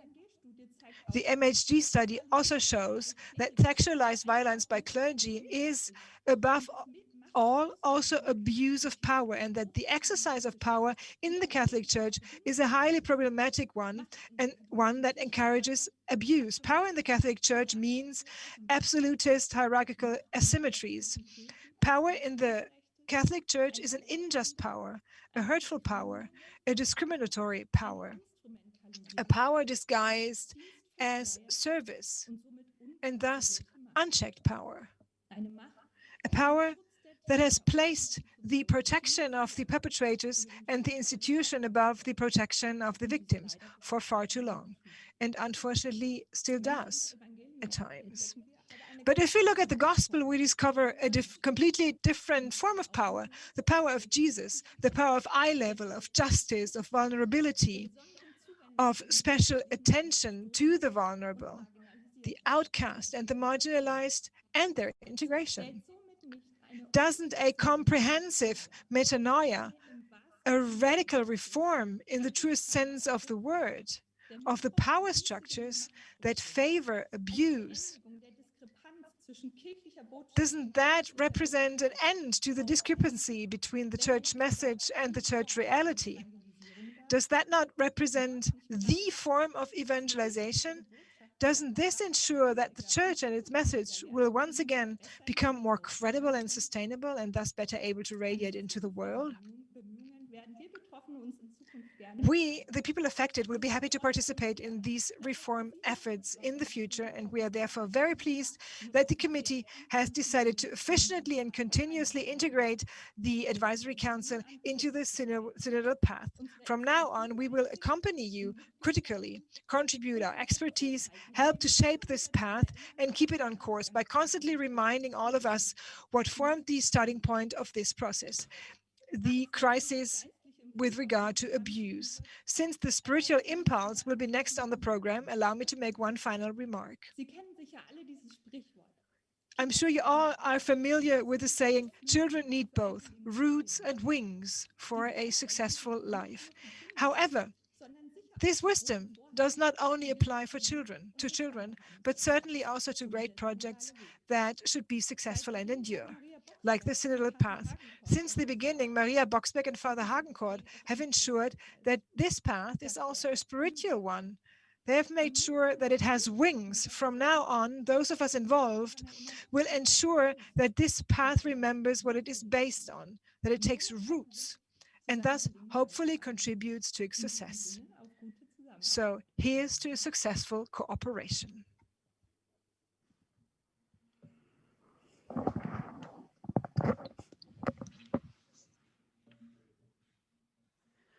Ja, was sagt man nach diesen Beiträgen? What's left to say after hearing this? Wir wollen mutig sein. We want to be courageous. That's one thing that's stuck in my mind from what I just heard. And another thing that stayed with me was there is no makeup for the ugly face of abuse. Or in the beginning, there was the abuse crisis. That's why we're here today, why you out there, we here, are sitting here in front of our computers and listening intently and quietly to the words that Johanna Beck, Kai Christian Moritz, and Johannes Norport have said to us very impressively. Thank you to all three of you for your willingness to be part of this process, for your willingness to raise your voices, which is certainly not a matter of course in a situation like this. One of you mentioned that you have been accused of fraternizing with the enemy, and we're grateful that you have decided to lend us your voice. In the discussions that we will be having over the next couple of hours and tomorrow, we will not be able to resolve every one of the things, every one of the questions you have asked, the issues you have raised, but the ideas and the statements, the reactions to those are something that we can express. We've opened the speaker list, and you'll probably all see that there is a huge need for people to say something. So because there's so many people who would like to speak, please keep your statements brief so that as many people as possible can say something. Markus Schuck, you're the first person on my list. You have the floor. Sekunde, Ihr Ton ist noch nicht an. Mr. Schuck, we can't hear you.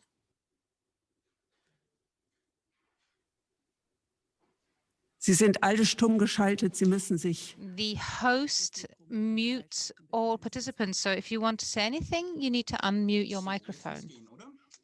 You should be able to hear me now. Yes. Something that's been said a couple of times, but I think it can't be reiterated often enough.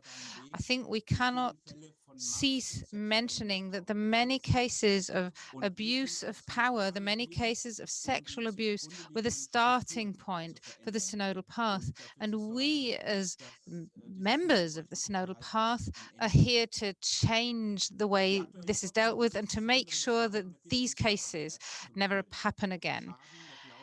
Now, one thing that has damaged us is what has happened in the Archdiocese of Cologne.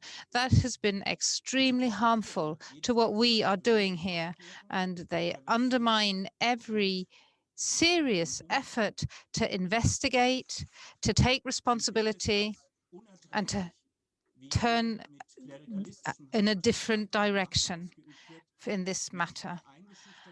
I think it's unbearable to see how, with a clerical attitude and habitus, people are being put under pressure, how clarification is prevented, and this, while many of the colleagues who are in office as bishops are not raising their voices against this. We as pastoral workers can only urge to place the task of investigation into external hands, because apparently it seems that we are not able to do that ourselves. Personally, I have lost my faith in what we can do. We, the colleagues in pastoral work, want fundamental change. We want clerical habitus, abuse of power, covering up. We want this to stop. This must no longer happen. I have a question to Bishop Ackermann. Why are the committees for investigation and taking responsibility taking so long? We need to make progress. And I think monitoring also needs to mean that after the experiences of the last few months, that we have to make it even more independent, that we have to separate it even more into external hands. So please, can you bear that in mind? Thank you, Markus Schuck. We will collect the questions to the individual participants and let the other speakers speak first. Dorothea Schmidt, you have the floor. So, jetzt hört man mich? Can you all hear me? Ich hoffe, man hört mich. I hope you can hear me. Genau. Yes, yes. Erstmal vielen Dank. First of all, thank you very much for the many different contributions. I have to say, I really appreciate this interdisciplinary approach. One thing I would like to touch upon is Cardinal Welki. I have to say this has been a scandalizing process, and it is actually fogging up the view towards the facts. But we need to have a clear view of facts. And then with the expertise that Cardinal Welki commissioned is the first expertise that looks at all the cases of sexual abuse and not just individual cases. And it treats the question whether victims that the German legal system no longer protects because their cases are time barred, that is now being looked at. And many people have called for Cardinal Welki should step down. I think we should all treat this with responsibility, and the expertise is fragmented and it also violates law. And while I understand the scandalization, we all have to make sure that we remain reasonable in our approach to this and keep our eyes open to facts. Another thing that came to my mind was when I was hearing the people from the Victims Advisory Board. Sometimes I'm wondering whether the diagnosis of abuse has been skewed and consequently the treatment. So 2/3 of the victims were male and aged below 13 years. So we have to assume that at least in part, these were homosexual and pedophile crimes. Now, drawing the consequence or drawing the conclusion from this that homosexual applicants for priesthood should be accepted seems a bit contradictory. So why, for example, abuse of power is something that the Synodal path is trying to prevent and investigate, but opening the church to homosexuality, isn't that a bit contradictory? Aren't we opening the church to more of what we're already trying to cope with? If we take priesthood as the sacrament and the following of Christ, shouldn't we rethink that stance? Thank you for this. I think the connection between homosexuality and abuse is something that we will not be able to discuss in full today. Maybe in the hearings tomorrow, there'll be more opportunity to look at that of that context. There are very different perspectives on this question, of how these things are linked. Again, I have to reiterate my request to keep your contributions as short as possible. Regina Nagel goes to you as well. Yes, hello. I think I'm speaking for many people here when I say that I found this very moving and it touched me personally, what I heard here today. And I'm now speaking for the pastoral workers in the Synodal path. It hasn't just been youngsters. Adults have also been affected by ecclesiastic abuse and sexual abuse, including people who work for the church. I can only recommend this book, Storytelling as a Way of Resistance. That's how the title translates. And I can only recommend it. 23 women report about their experiences with ecclesiastic sexual abuse. One of them was abused by her superior sexually for many years. And when she became pregnant from the abuse, he demanded that she have an abortion and then confess to a friend of his. She was still pregnant when she asked this priest for help. And he she also mentioned that she was under pressure to abort, and he immediately took her confession and forgave her sins. And until today, this woman is suffering extremely from the abortion and from everything that happened to her, and more so by the way this was handled by the priests who were involved. The priest had a career. She lost her job, she's lonely, and she's suffering. In terms of canon law, this is a complicated case. In terms of morality, the case is pretty clear.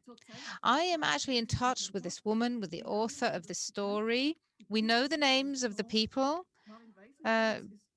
Karin Weisenfels is the name of the woman who wrote this chapter, but she's just one name among many. And we, as one of the German associations, are trying to support these people. But when bishops, for example, hush up their stories, they are harming these people greatly. Thank you, Regina Nagel, also for this very impressive example of what can happen. I would now like to ask our technicians to have a little timer so that the people who are contributing know when their time's up and can remember to keep it short and sweet. Susanne Gumacher, it's your turn. I would like to underline what my colleague has just said. We have observed many times that female pastoral workers are very often affected by a habitus of superiority coming from priests, where offices are sanctified, glorified. And we have often been the victims of sexualized abuse as women. The women in our profession are exposed to a double power asymmetry. On the one hand, the superiority of clerics over lay staff and the inequality between men and women. It really is high time that the notion of abuse is that we become aware of it and change something about it. Thank you. Frau Dr. Katharina Westerhaus, your turn next. Now, I would like to start off by thanking everyone who's contributed, and I'm very glad to see that the victims and affected persons now have a voice that they can raise in the synodal path. That's something I missed from the start, and I'm glad to have that. It seems a very good signal to the outside world and the inside world as well. I can't help thinking about St. Peter saying that we hope for times where we can take a breath and feel relieved.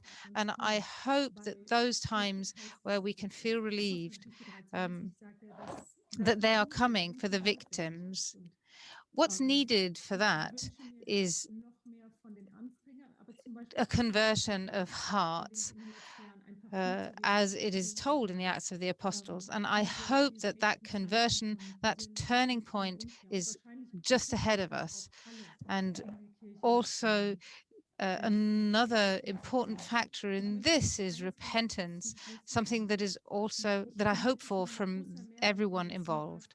Another thing I'd like to say is that last time I'm a member of the Synodal Forum on sexual relationships and sexual morality in the church. And if someone follows the church's sexual morality wholeheartedly, that will prevent any form of abuse because it respects love, it respects vulnerability, because it respects human dignity. And if you follow the church's sexual morals, then that will prevent abuse. And that was important to me to make that point. Thank you. Thank you, Mrs. Westerhoffmann. Then I'd like Professor Birgit Aschmann to take the floor. Thank you. Again, I'd like to also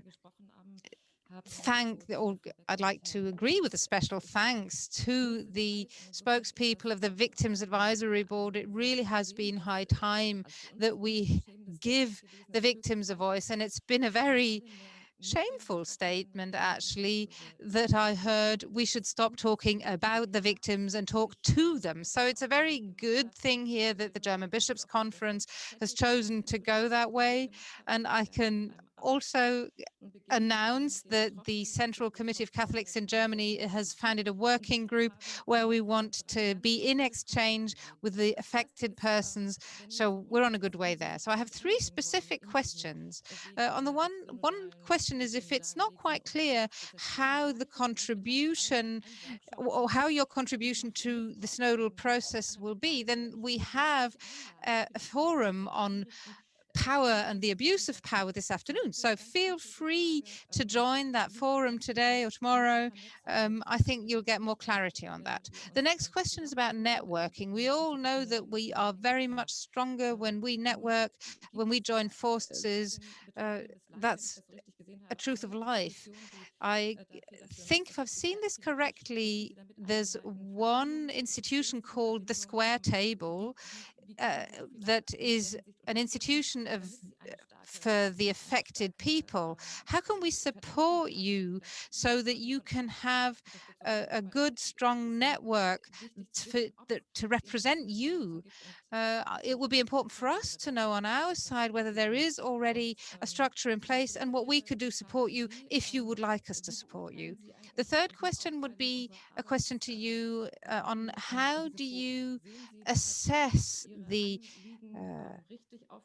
distribution of work in our forums. Do you think we have categorized the work correctly? Is this a good way of ensuring that we keep everything in view and don't lose sight of things? If, for example, we have now split up power and abuse of power and priestly existence into two different forums, is this something that we rightly separated, or is this something that we should perhaps converge more to make sure that nothing is lost?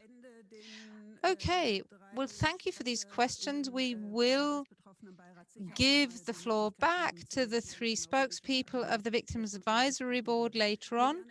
Juliane Eckstein, you next. Thank you. I would like to thank the affected persons explicitly for their clear words. We wanted their involvement because unfortunately they are experts, and this is why we want to involve them and listen to them. I would also like to say that members of the Synodal Path, and I represent several of us, we want to support you.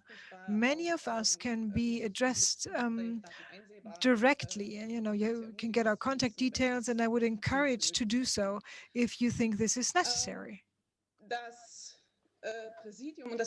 The Synodal Committee and the office, I would like to ask those two organizations to support the advisory board by advisory council by an open communication and transparency in the procedures. This is very important to me.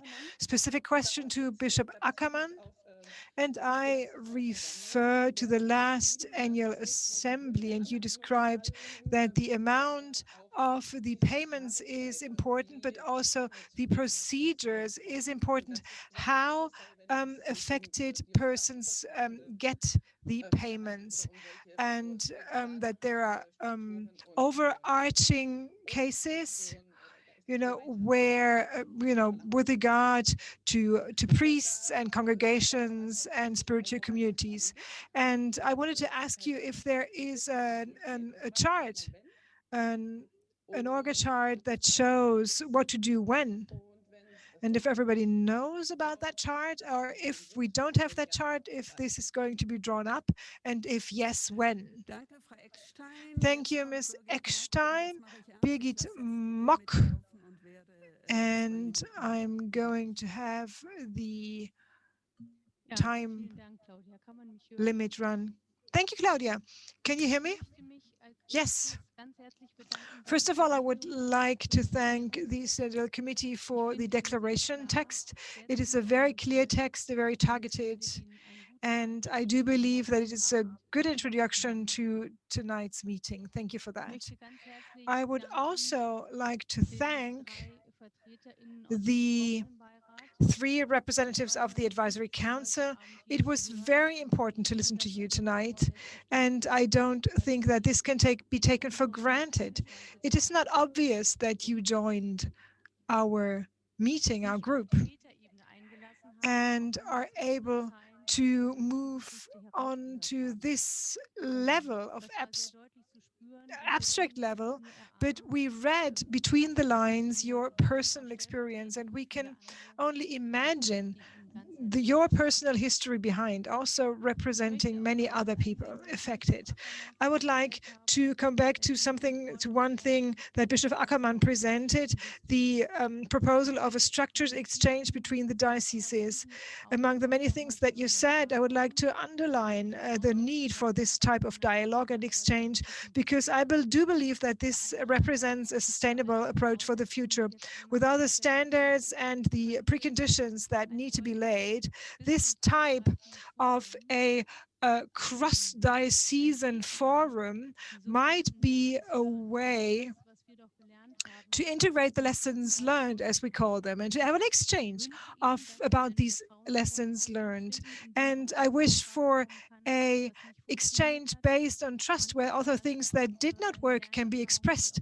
Sometimes this is also a lesson learned, things that we don't want to repeat again, but also the examples of best practice that others can come back to.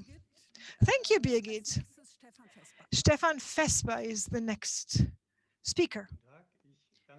Good evening, everybody. Thank you. I will not repeat my thanks, and I join the words of thanks. We talked about the jurisdiction in the church. So within this meeting, in the course of this meeting, maybe we can spend a couple of minutes in order to give us an update on that topic. We heard about this in Frankfurt, and I think it further developed.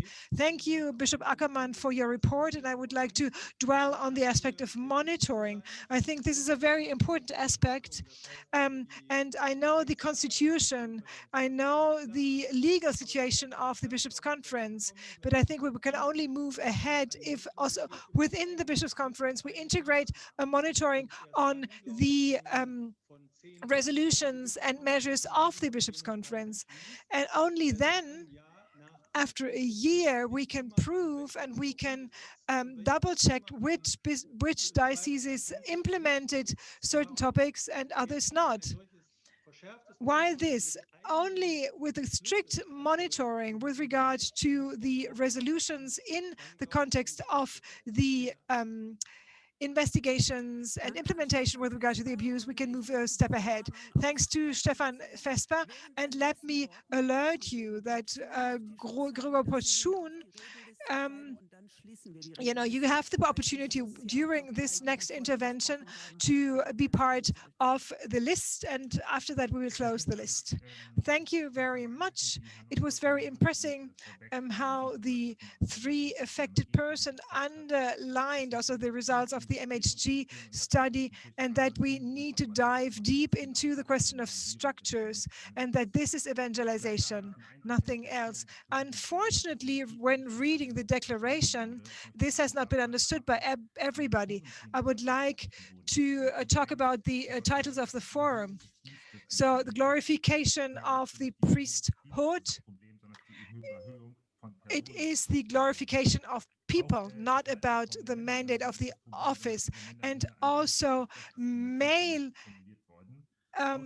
communities are not the problem, and the sexual morality, this is not the problem. I think the sexual morality of the church itself is the problem.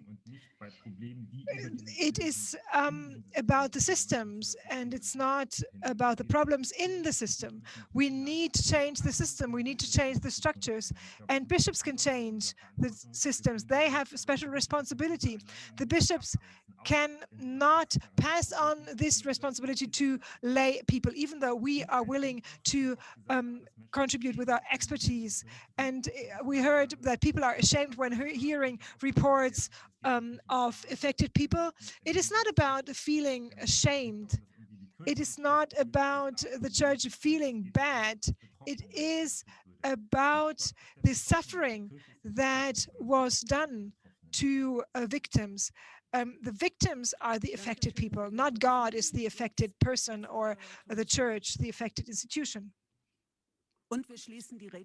And we will close the list of speakers for those of you who organize the list. Please close the list.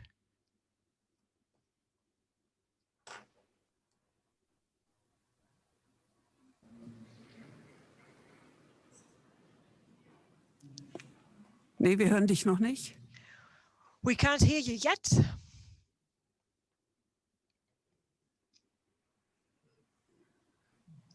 Entschuldigung.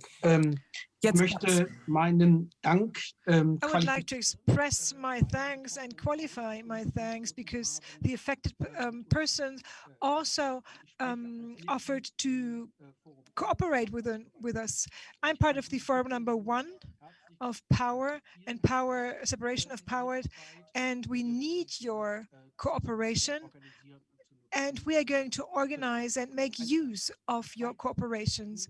Secondly, in the declaration of the committee, there are tendencies and developments and reference to it that already have taken place.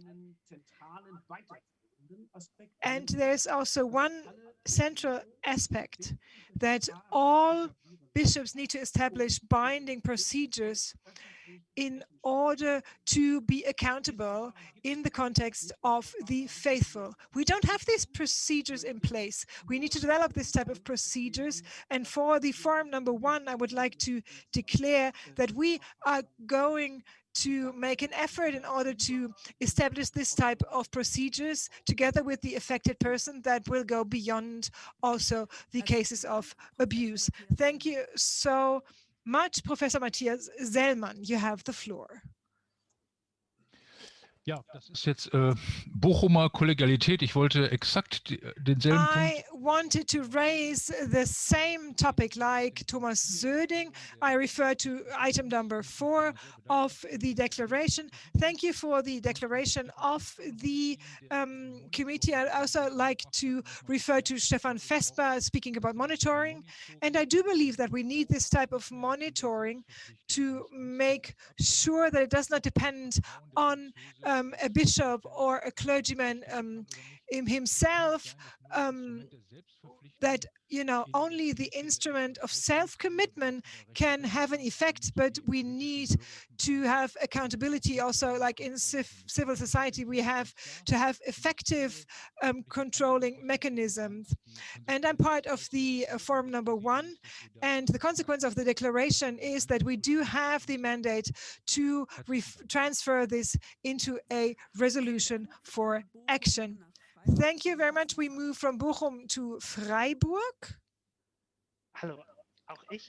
Hello, everybody.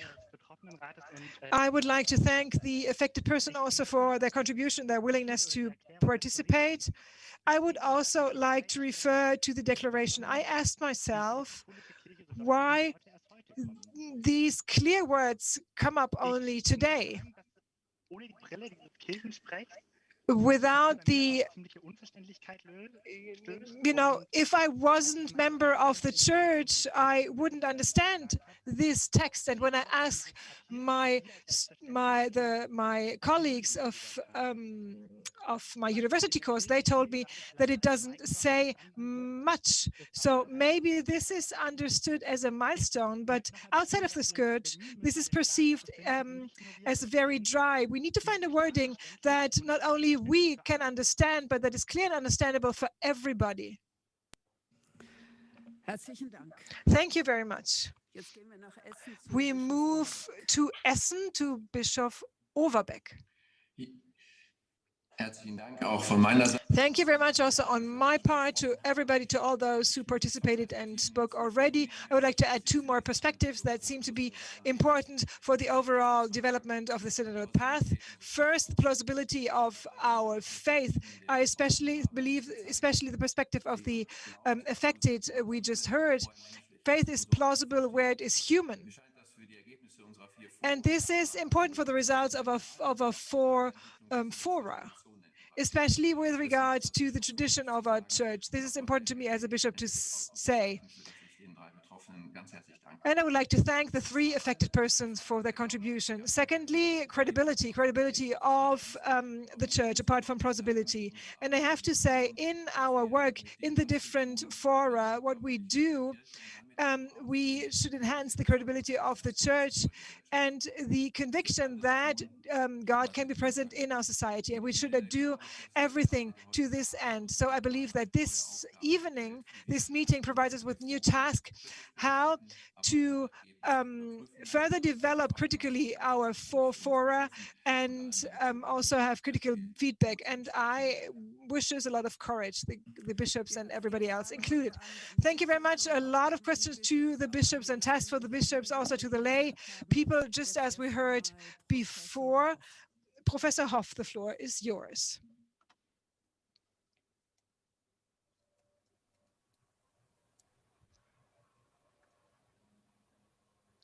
Jetzt? Ja, jetzt geht's. Danke. Frau Beck, Herr Nordbrot. Ms. Beck, Mr. Nordbrot, Mr. Moritz, from my perspective, you set a benchmark to the quality and the direction of our meeting. Evangelization requires a true conversion. And that includes a question, why was it possible that the victims of abuse didn't have a space in the synodal path right from the beginning? And this affects us all, because it is to show the structure of power in the church. The victims of abuse were not involved when we were talking about them. Ms. Beck, you talked about a blank space. Power swallows, so to speak, those who don't have power. And this is why we need systemic change. And this is why we really need to be courageous in doing so. This is about evangelization. Jesus moves together with those who do not have a say.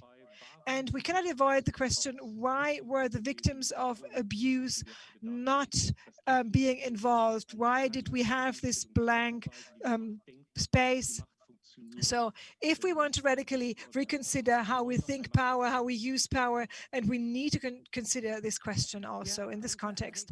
Thank you so much to Gregor Hoff, Dr. Claudia Lücking-Michel, and one question to the organizers. Archbishop Schick, can you speak about the jurisdiction at the very end of this round, just to let you that I want to address you. Good evening, everybody. I'm one of the heads of the Forum 1, and I would like to underline the thanks that goes to the 3-person affected. And I would like to invite you to contribute and cooperate with us in our forum. And you will have to share a lot with us. And referring to Dorothea Schmidt, the link between homosexuality and abuse cannot be processed here, but the statement that there is a link between root cause and blame and the link that you created, this is not accurate. Bishop Ackermann, thank you for your report and everything that you talked about. It was about standardization of the investigation processes, and secondly, the independence of the advisory councils. And these are very important aspects, but we see a colorful mixture of different standards.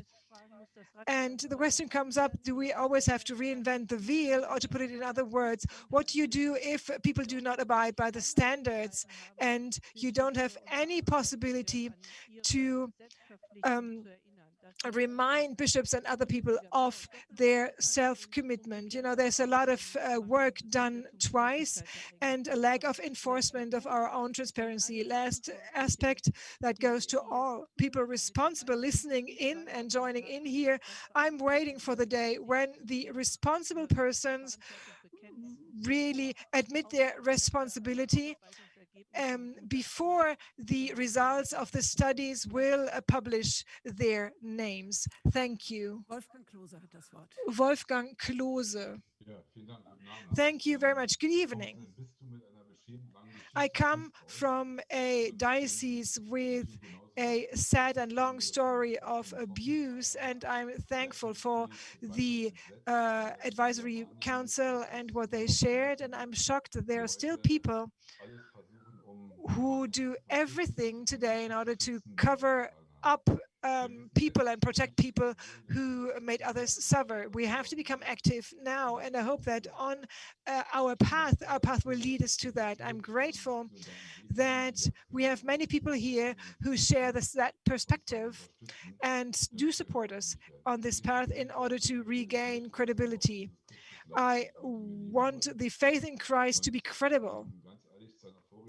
And my personal penitence does not refer to other people experiencing sexual violence. Thank you very much, Gabriele Klingberg.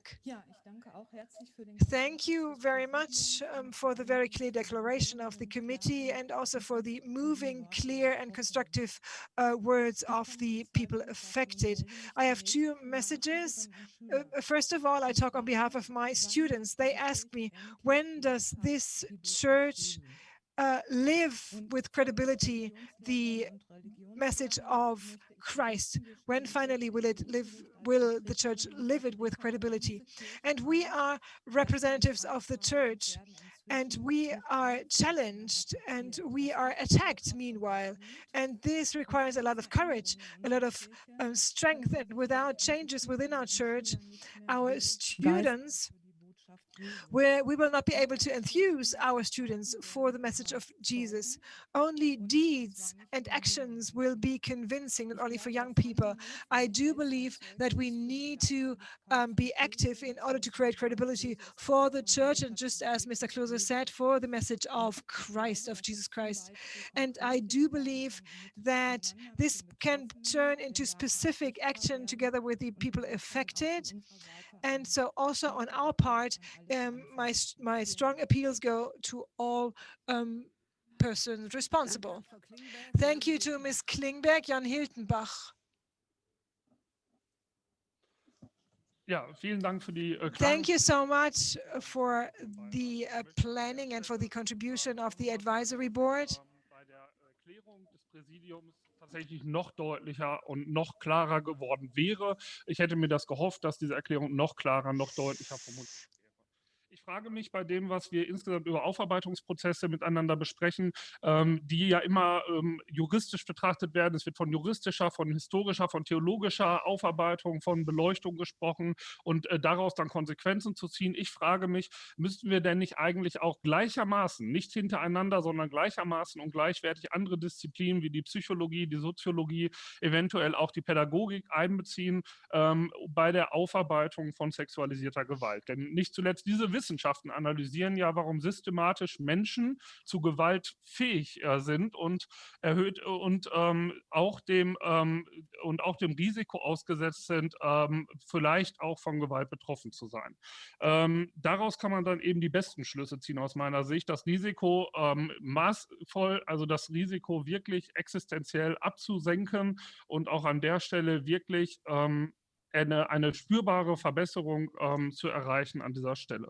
Ich möchte dann noch sagen, weil mir die tatsächlich die Geschehnisse im Erzbistum Köln nicht mehr aus dem Kopf gehen, dass wir innerhalb von NRW, ich spreche für das Diözesankomitee in Paderborn, an der Seite stehen der KollegInnen aus dem Diözesanrat Köln, an der Seite von allen Engagierten. Ich glaube, dass das Ziel des synodalen Weges eben nicht dieser Weg ist, nicht, dass wir hier nur miteinander sprechen, sondern ganz klar die Umkehr und die Erneuerung der katholischen Kirche in Deutschland. Und da muss ich sagen, haben die Vorkommnisse, die Geschehnisse, nicht zuletzt auch am Weihnachtsfest mir doch einen Schlag versetzt. Danke, Herr Hilkenbach. Sie haben es gerade angesprochen und es passt. Wir gehen jetzt von Paderborn weiter nach Köln zu Kardinal Wölki. Sie haben das Wort.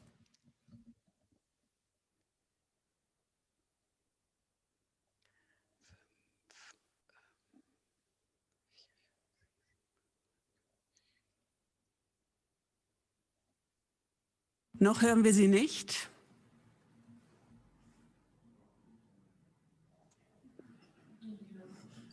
Jetzt? Bin ich Jetzt klappt es. Okay, vielen Dank. Sie sind zu hören, ja.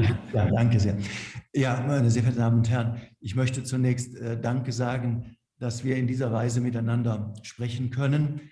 Und mein Vorredner hat das ja auch zum Ausdruck gebracht. Ich bin mir schmerzlich bewusst, dass durch das, wie bei uns Aufarbeitung in den vergangenen Monaten erfolgt ist, Vertrauen verloren gegangen ist. Als einer der ersten, die einen Betroffenenbeirat eingerichtet haben und auch eine unabhängige Untersuchung mit Namensnennung in Auftrag gegeben haben, haben wir und habe ich Fehler gemacht. Und ich weiß das und ich weiß auch, dass wir nicht gut kommuniziert haben. Da sind wirklich Fehler passiert, für die ich letztlich auch die Verantwortung trage. Aber das Ziel bleibt, wir wollen Aufklärung, wir wollen Aufarbeitung. Und wir wollen es vor allen Dingen für die Betroffenen tun, denn die haben ein Recht darauf und für die möchte ich mich auch wirklich einsetzen. Es tut mir wirklich leid, dass Betroffene wieder auch sozusagen dadurch, dass, was wir hier getan haben, auch einem neuen Leid ausgesetzt sind, aber auch alle Schwestern und Brüder, auch in den anderen Diözesen. Wir werden aufarbeiten, wir werden das erste Gutachten, das wir nicht veröffentlicht haben, zur Einsicht freigeben, erst den Betroffenen, dann aber auch Journalisten und allen anderen, die das möchten. Wir werden mit dem zweiten Gutachten, von dem wir uns erhoffen, dass es rechtssicher ist, weiterarbeiten, systemische, institutionelle und auch persönliche Verantwortlichkeiten benennen und aufdecken. Und ich stehe zu meinem Wort, dass dann auch Namen genannt werden. Das habe ich den Betroffenen versprochen und das wird auch so sein. Vielen Dank. Danke für die Aussage. Wir werden sicher, gerade weil es so ein großes Erzbistum ist, auch weiterhin genau verfolgen, was in Köln passiert, weil das ja auch ausstrahlt in viele anderen Bistümer und Regionen Deutschlands. Danke dafür. Herr Pfarrer Uttenreuter hat das Wort jetzt. Ja, ich möchte eigentlich wünschen, dass ausstrahlt in andere Bistümer das, was im Bistum Limburg in Auftrag gegeben I would like to say that what happened in Limburg, and there was a study with very clear recommendations for action where victims were also involved. And I would hope that we come to such concrete steps very soon and that we discuss those as well. Thank you, Mr. Uttenreuter. Now, Sister Philippa Rath. Ja, können Sie mich hören? Can you hear me? Ja, es klappt. Yes, I can hear you. I would like to follow up on what the previous speaker said. Firstly, some of the gentlemen and ladies mentioned this already. We need a sharper monitoring process, but I'm also of the opinion that we need an inventory of the status of the investigations in the different dioceses in Germany. My impression is that the investigations are happening at very different speeds. I think here in Limburg, in this diocese that I'm a part of, we are making very good progress, but in other dioceses, my impression is that we are much slower, and I cannot help the impression that some people are hiding behind the events that unfolded in Cologne and they're sort of staying under the radar and not doing their homework as they should be. Another thing another concern that's close to my heart, and something I would like to thank the Victims Advisory Board for.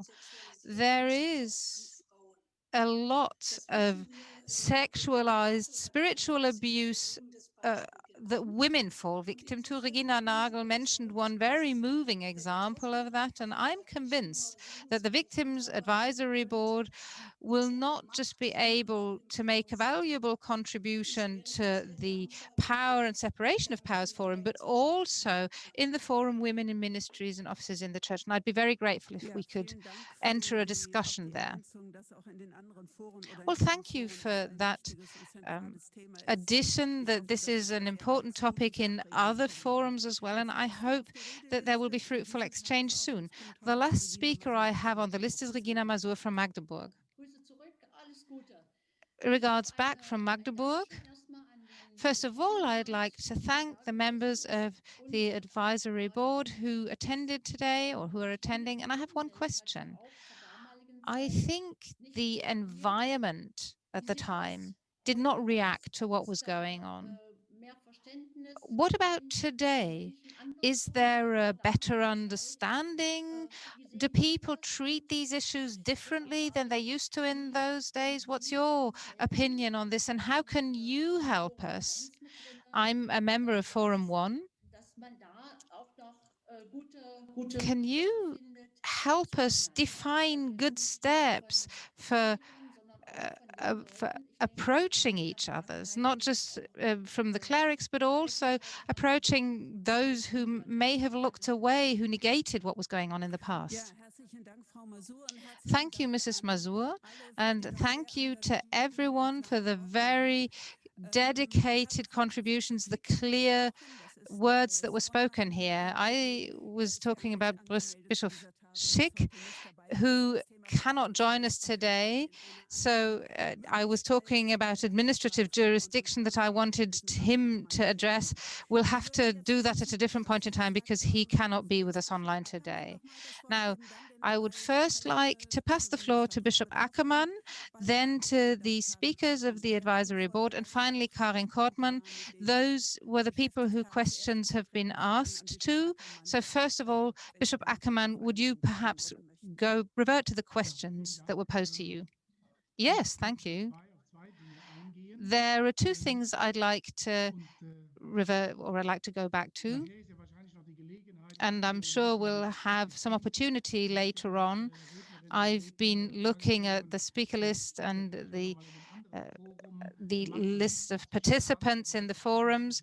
So we'll have some exchange there later on, and we'll probably be able to go deeper onto the things that are on people's minds. The first question that I'd like to make a comment on is monitoring.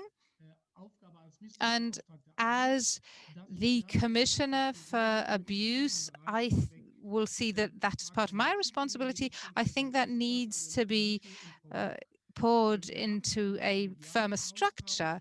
We do have some exchange among colleagues regarding contact persons with the Committee for Investigation. We have already given that a final shape and a final form, but for monitoring as a whole, which currently isn't available as a structured process, it's mainly the public observation that's providing this functionality of monitoring. The public is doing the watchdog function, and I think that is not enough. We need to have something internally there. Sister Philippa just said that perhaps some people are hiding behind the events in Cologne. On the one hand, we have these very complex procedures, and it takes a while, of course, for these to start running smoothly. But we need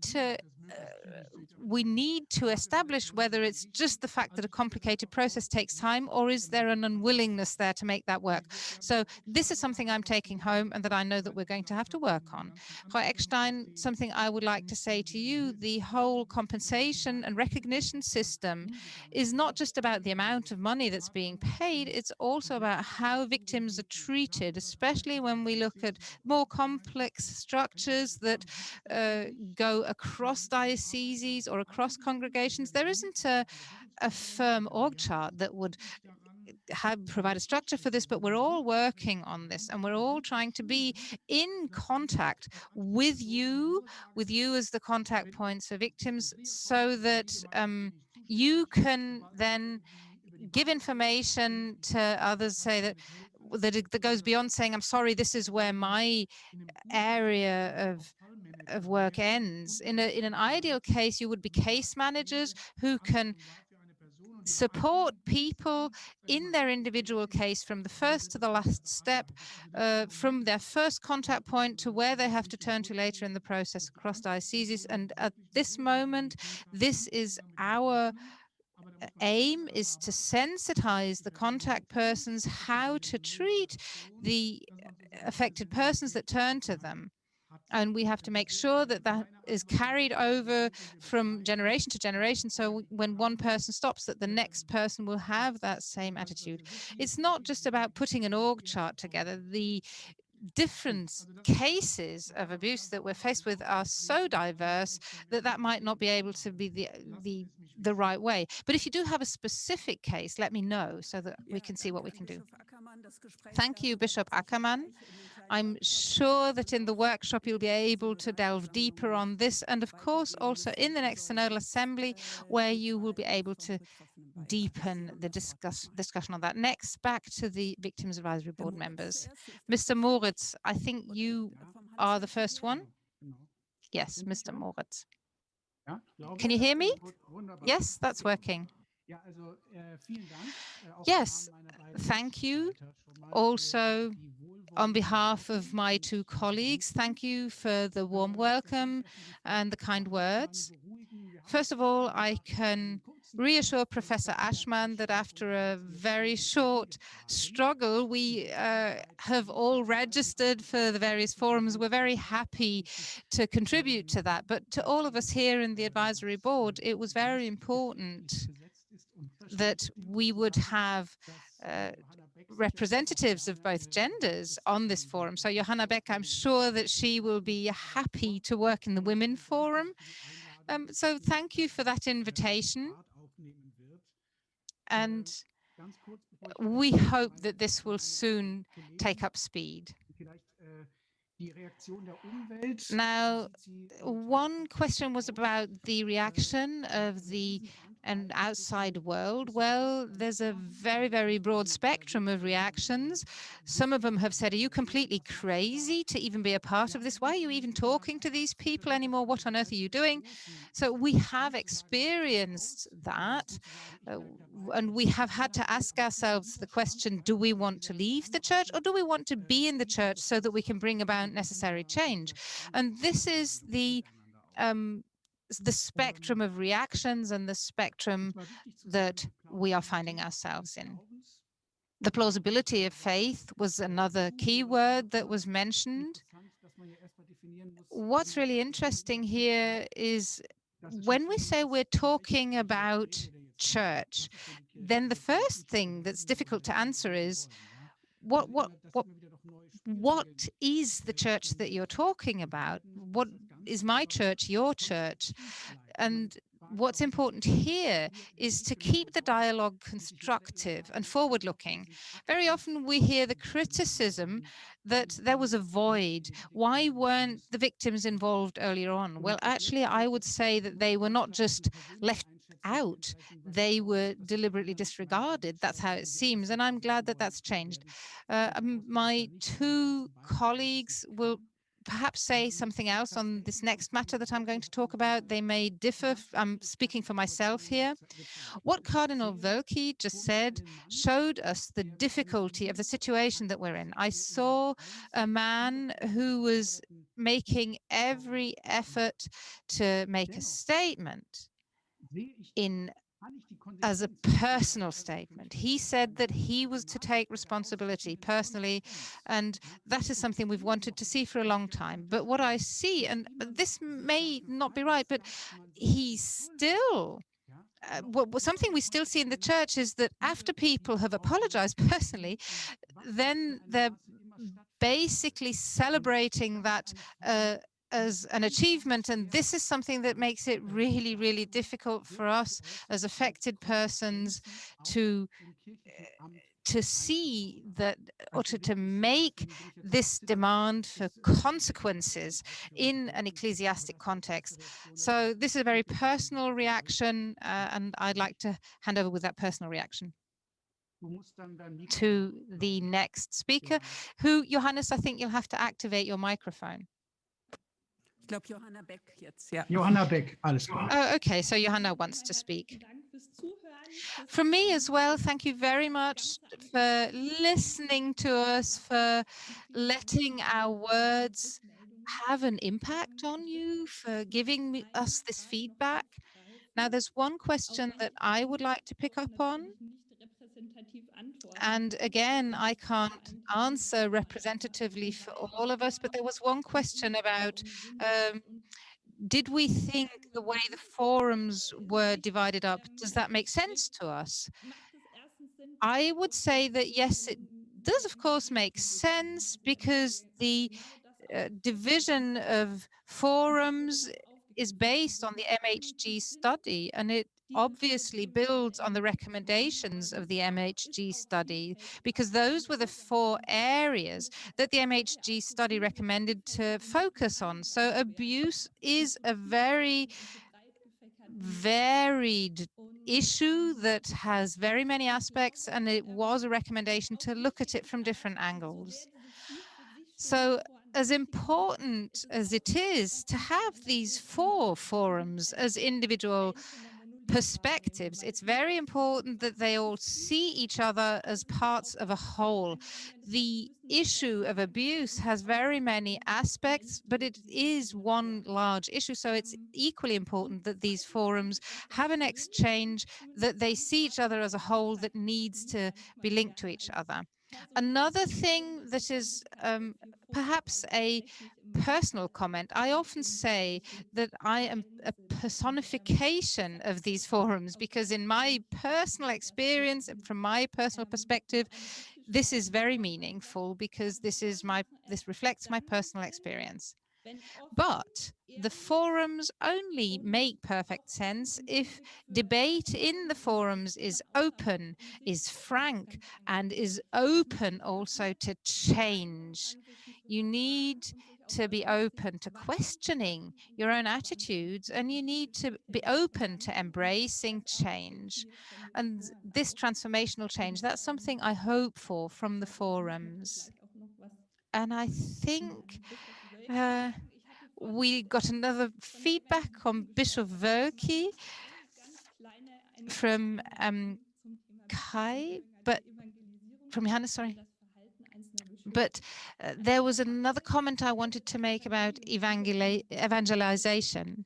When you were ordained, the gospel was opened up above you, and maybe every now and then, as a bishop, you should still hold up the gospel and try to pour out the words of wisdom on vulnerability, for example, and charity, on mercy, and let those have an impact on you. Yes, I'd like to add a little bit to that to conclude. At the very beginning, when I started talking, I said I come from the Ruhr area. I live in Gelsenkirchen, in the heart of the Ruhr area.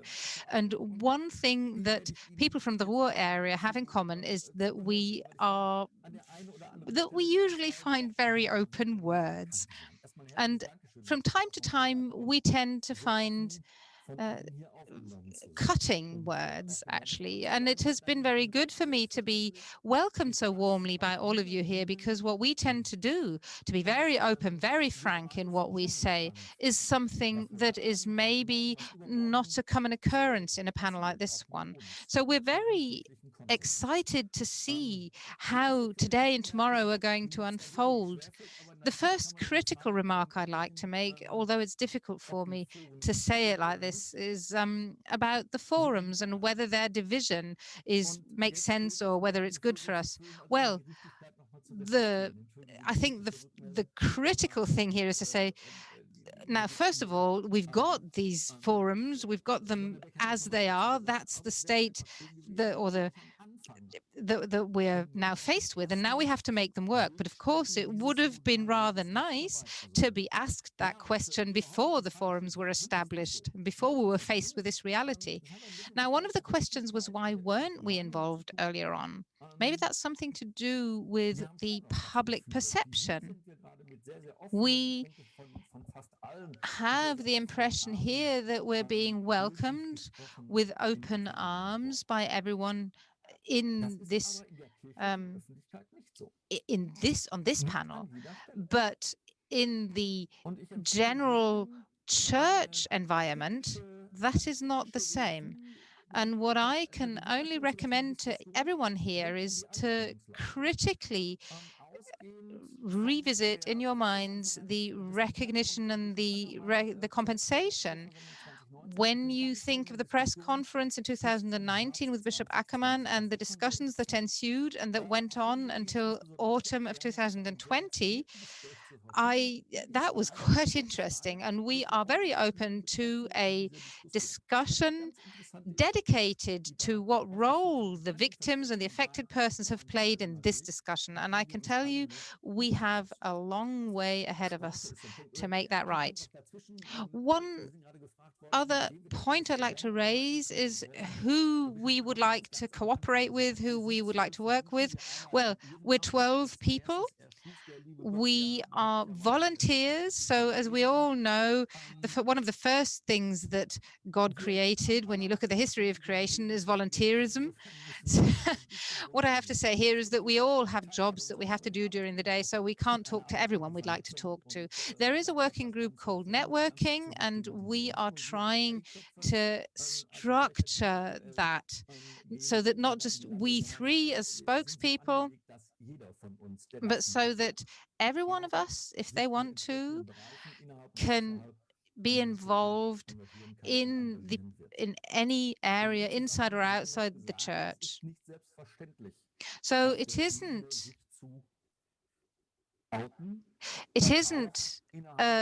self-evident that we out ourselves, so to say, that we come out of our abuse closet, because it is still something that often enough people stay closeted with. And I'd like to then finally close with an appeal regarding language. Bishop Wölki just mentioned that trust has been lost. Yes, Your Eminency, trust has not just been lost, it's been destroyed. I believe, and I am firmly convinced, that that was not the intention. But it does make a difference whether you lose trust or whether your actions have destroyed trust. Be it deliberate or not, the result is the same. And Your Eminency, this is something that I can only say for myself personally, that I hope on 18th or 19th of March, we will see actions that follow the words, like Adolf Kolping said. Sugarcoating won't do it. The deed adorns the man. So, I mean, this is not something that's self-evident. I'm looking forward to our journey that we're now venturing out onto together. And I'd like to thank everyone for making us part of this journey. And I wish us all the best of success for the journey that lies ahead of us, which is probably going to be a stony path and a long path, but it's the right way. Thank you very much to all three of you. Personally, I can say probably also for the others, I'm so delighted and so glad that you joined us and enrich our path with your pledges, with the contributions, with your expertise. Karin Kortmann. Mit einem sehr persönlichen Gedanken starten. I would like to start with a very personal approach. Johannes Noppold and I have known us for more than 30 years in the Catholic Youth Association.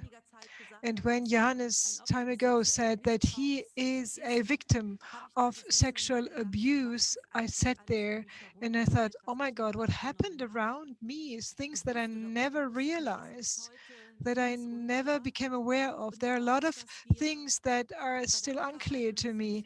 And when it comes to investigating into abuse, we are not at the end of the process. On January 28th, 2010, the abuse cases were published at the Canisius school.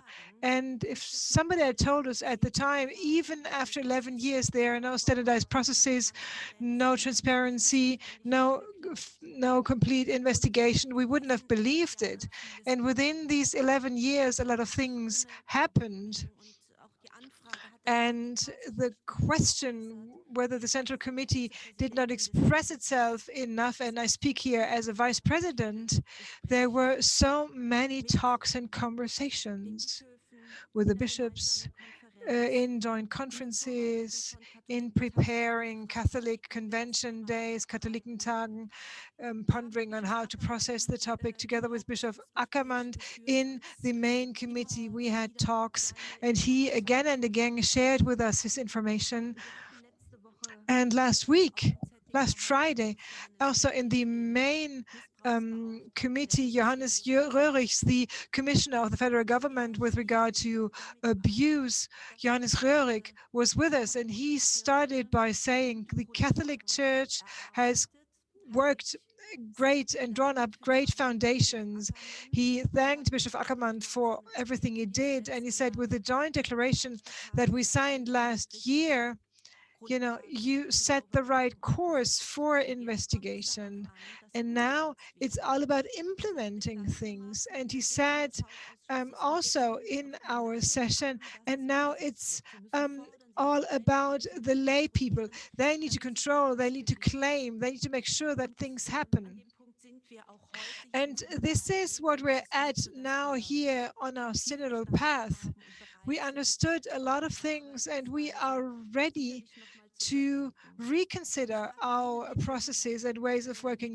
Dear Johanna Beck, dear Christian Moritz and Christian Norpot, I would like to thank you in a very personal way, just as many others before me did.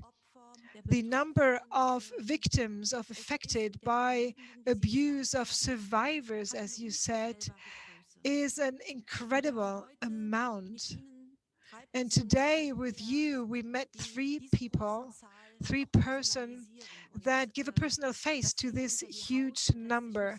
And this is very touching. And I would like to thank you for all your willingness to underline our deficiency and to have the courage that these structures that new structures can come up, and that you want to cooperate with us. To Stefan Ackermann, dear Stefan, I would like to say it is an amazing, incredible job that you are doing. And, we have to do what others claimed for already. We need clear figures. And also the representatives from the dioceses and from the diocesan council have an important task in this context. Now, the bishops have to provide facts and figures, and we have to claim for that. So to make sure that in the next synodal assemblies, we can focus on what works well, where do things not work well, to make sure that at the end of the day, we will be successful. The conversation with Johannes Röhrig left me with a lot of food for thought, also with regard to other topics. You might remember that during the regional conferences, we asked ourselves, what about the church in Corona time? Is the church at the side of people who need their help? And Johannes Röhrig talked about it and pointed to the many children now that they cannot be part of the different activities of the associations when schools are closed and daycare centers are closed, where they are alone at home and have to endure domestic and sexual violence. And this is a task for us to look and to focus on that, and to provide offers, and to be very attentive to make sure that what became public on the 28th of January in 2010, that these things will not come up again, that we will not have to face so many new sexual and violent abuses. Kardinal Wölki, I would like to address you as well. We've known each other for so long. And honestly, during the last weeks, you drove me crazy. I wasn't sure whether to cry, to be upset, to be angry, to call you, or to come to Cologne. And what you told us today, and also the declaration that was published in the press today, I understand that as a new offer for investigation. And I do ask you that the promise you gave us all, not only to us as Synodal Assembly, you gave it to your brothers, to your dioceses, to the priests, and you gave it to the victims. You have to make sure to take care of investigation, and you will be held accountable for that. And if you need support, if you need help, we will be there. And we are good counselors, good advisors in times where less activities are seen than we would have thought.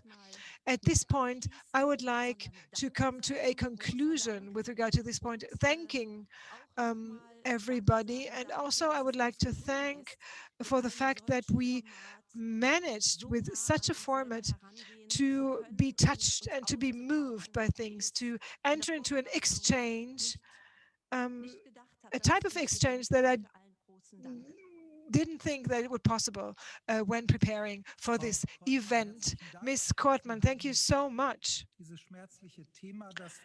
This painful topic that we were dealing with during the last 2 hours was summarized by you, and you did so not only with regard of what we talked about, but also with the perspective towards a future.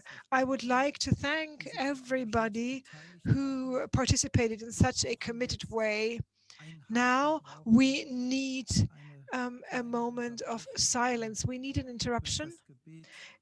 We need a moment of prayer in order to be able to start the last part of our agenda. And after this moment of prayer, we will let you know how to proceed. I ask Ms. Boxberg to share with us and to give us the gift of this moment of prayer.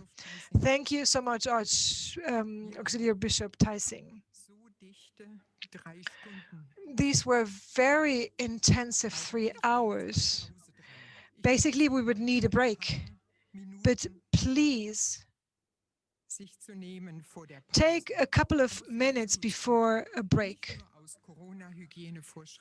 And maybe it's very good to open the window, not only due to Corona, to open it widely. Stand up or to move around, to move in your body, to find yourself again, to get in touch with the floor, with the soil. This is what the affected persons told us to do. The relationship or feeling the seat, feeling the soil and feeling my body. And just take your time, take a couple of moments to feel that.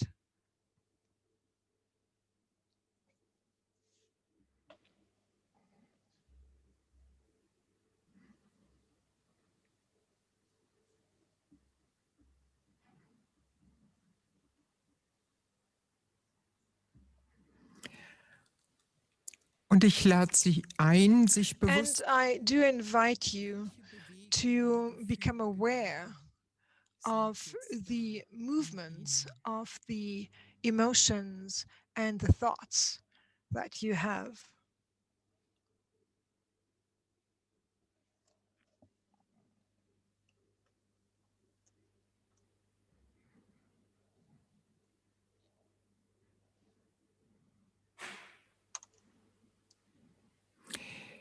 Gibt es etwas, für das Sie Is there something that you're grateful for?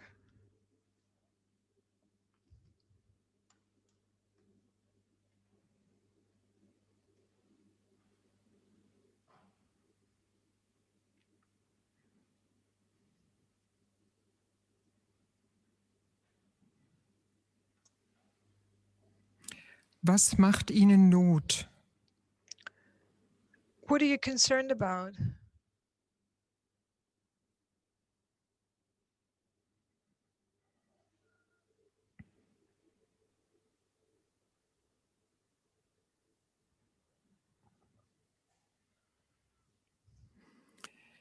Spüren Sie einen Impuls in sich? Do you feel an impetus in you? And if you do so, where does it lead to, or wants to lead you to?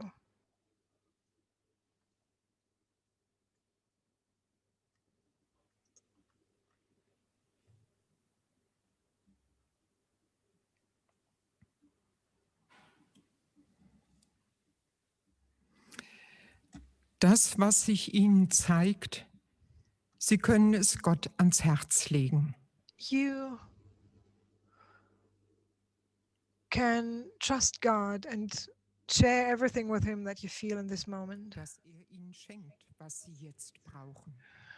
He is going to give you what you need now.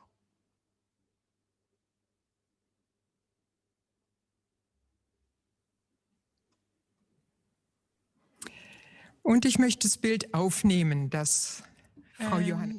I would like to come back to what Johanna Beck told us. People need both for a successful life, roots and wings. Die Exegetinnen mögen mir verzeihen, wenn ich daraus 2 Psalmverse And I would like to turn to 2 images in 2 psalms that might do us good now. Psalm 57, it says, "Turn to us, God, turn to us, because we want to rest in the shadow of your wings."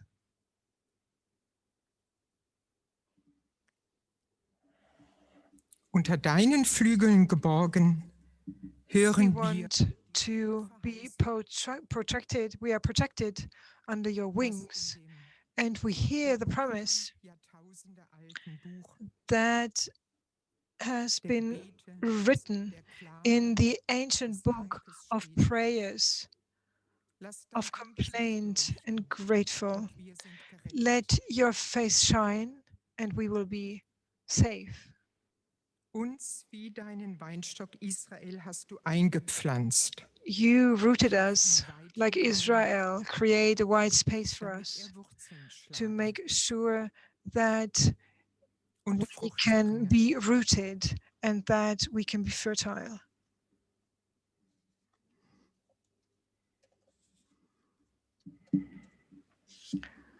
Fertile like vines. Was in uns ist.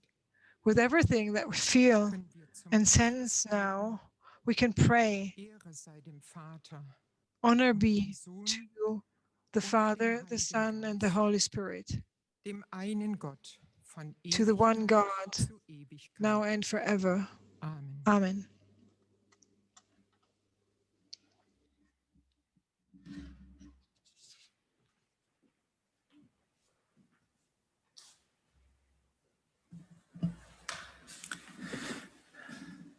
Danke, Frau Boxberg. Thank you, Ms. Boxberg. Wir haben ein wenig überzogen. So we have a bit of delay, but we wanted to give space to our conversation, and we are going to catch up. Pause, die wir nicht ganz so lang You know, we will have a shorter break, and that will help us to catch up with part of the delay. I would now like to suggest that we reconvene at 8 o'clock for the workshops, meaning that now we have a break of 25 minutes, and we are going to end tonight at 9:15 with a delay of 15 minutes. In an academic world, this is okay. I would like to thank all those who were connected with us in the live stream. So we now end the live stream. I hope you are glad to participate, that you joined the conference with interest and joy, and that you are going to stay connected with us in your prayer And tomorrow morning we continue. We reconvene at 9 o'clock. The workshops of tonight's session are more of an intern program with no participation from outside. If I'm accurate, the live stream starts at 10 o'clock. Yes, at 10 o'clock, that's accurate. We start at 9 o'clock, but the live stream starts at 10 in the morning, and then you can join us again. So whoever leaves us now, I would like to wish you a wonderful evening, and whoever stays with us, we reconvene at 8 o'clock. Thank you.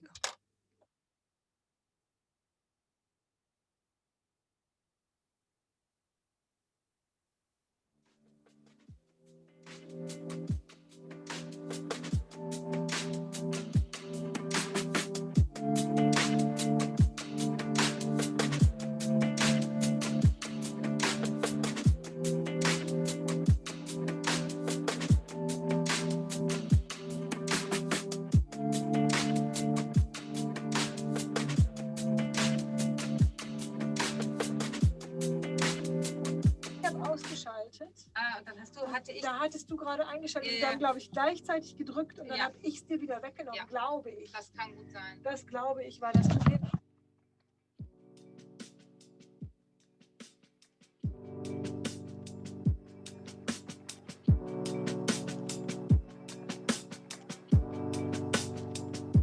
Du nimmst hier gegenseitig.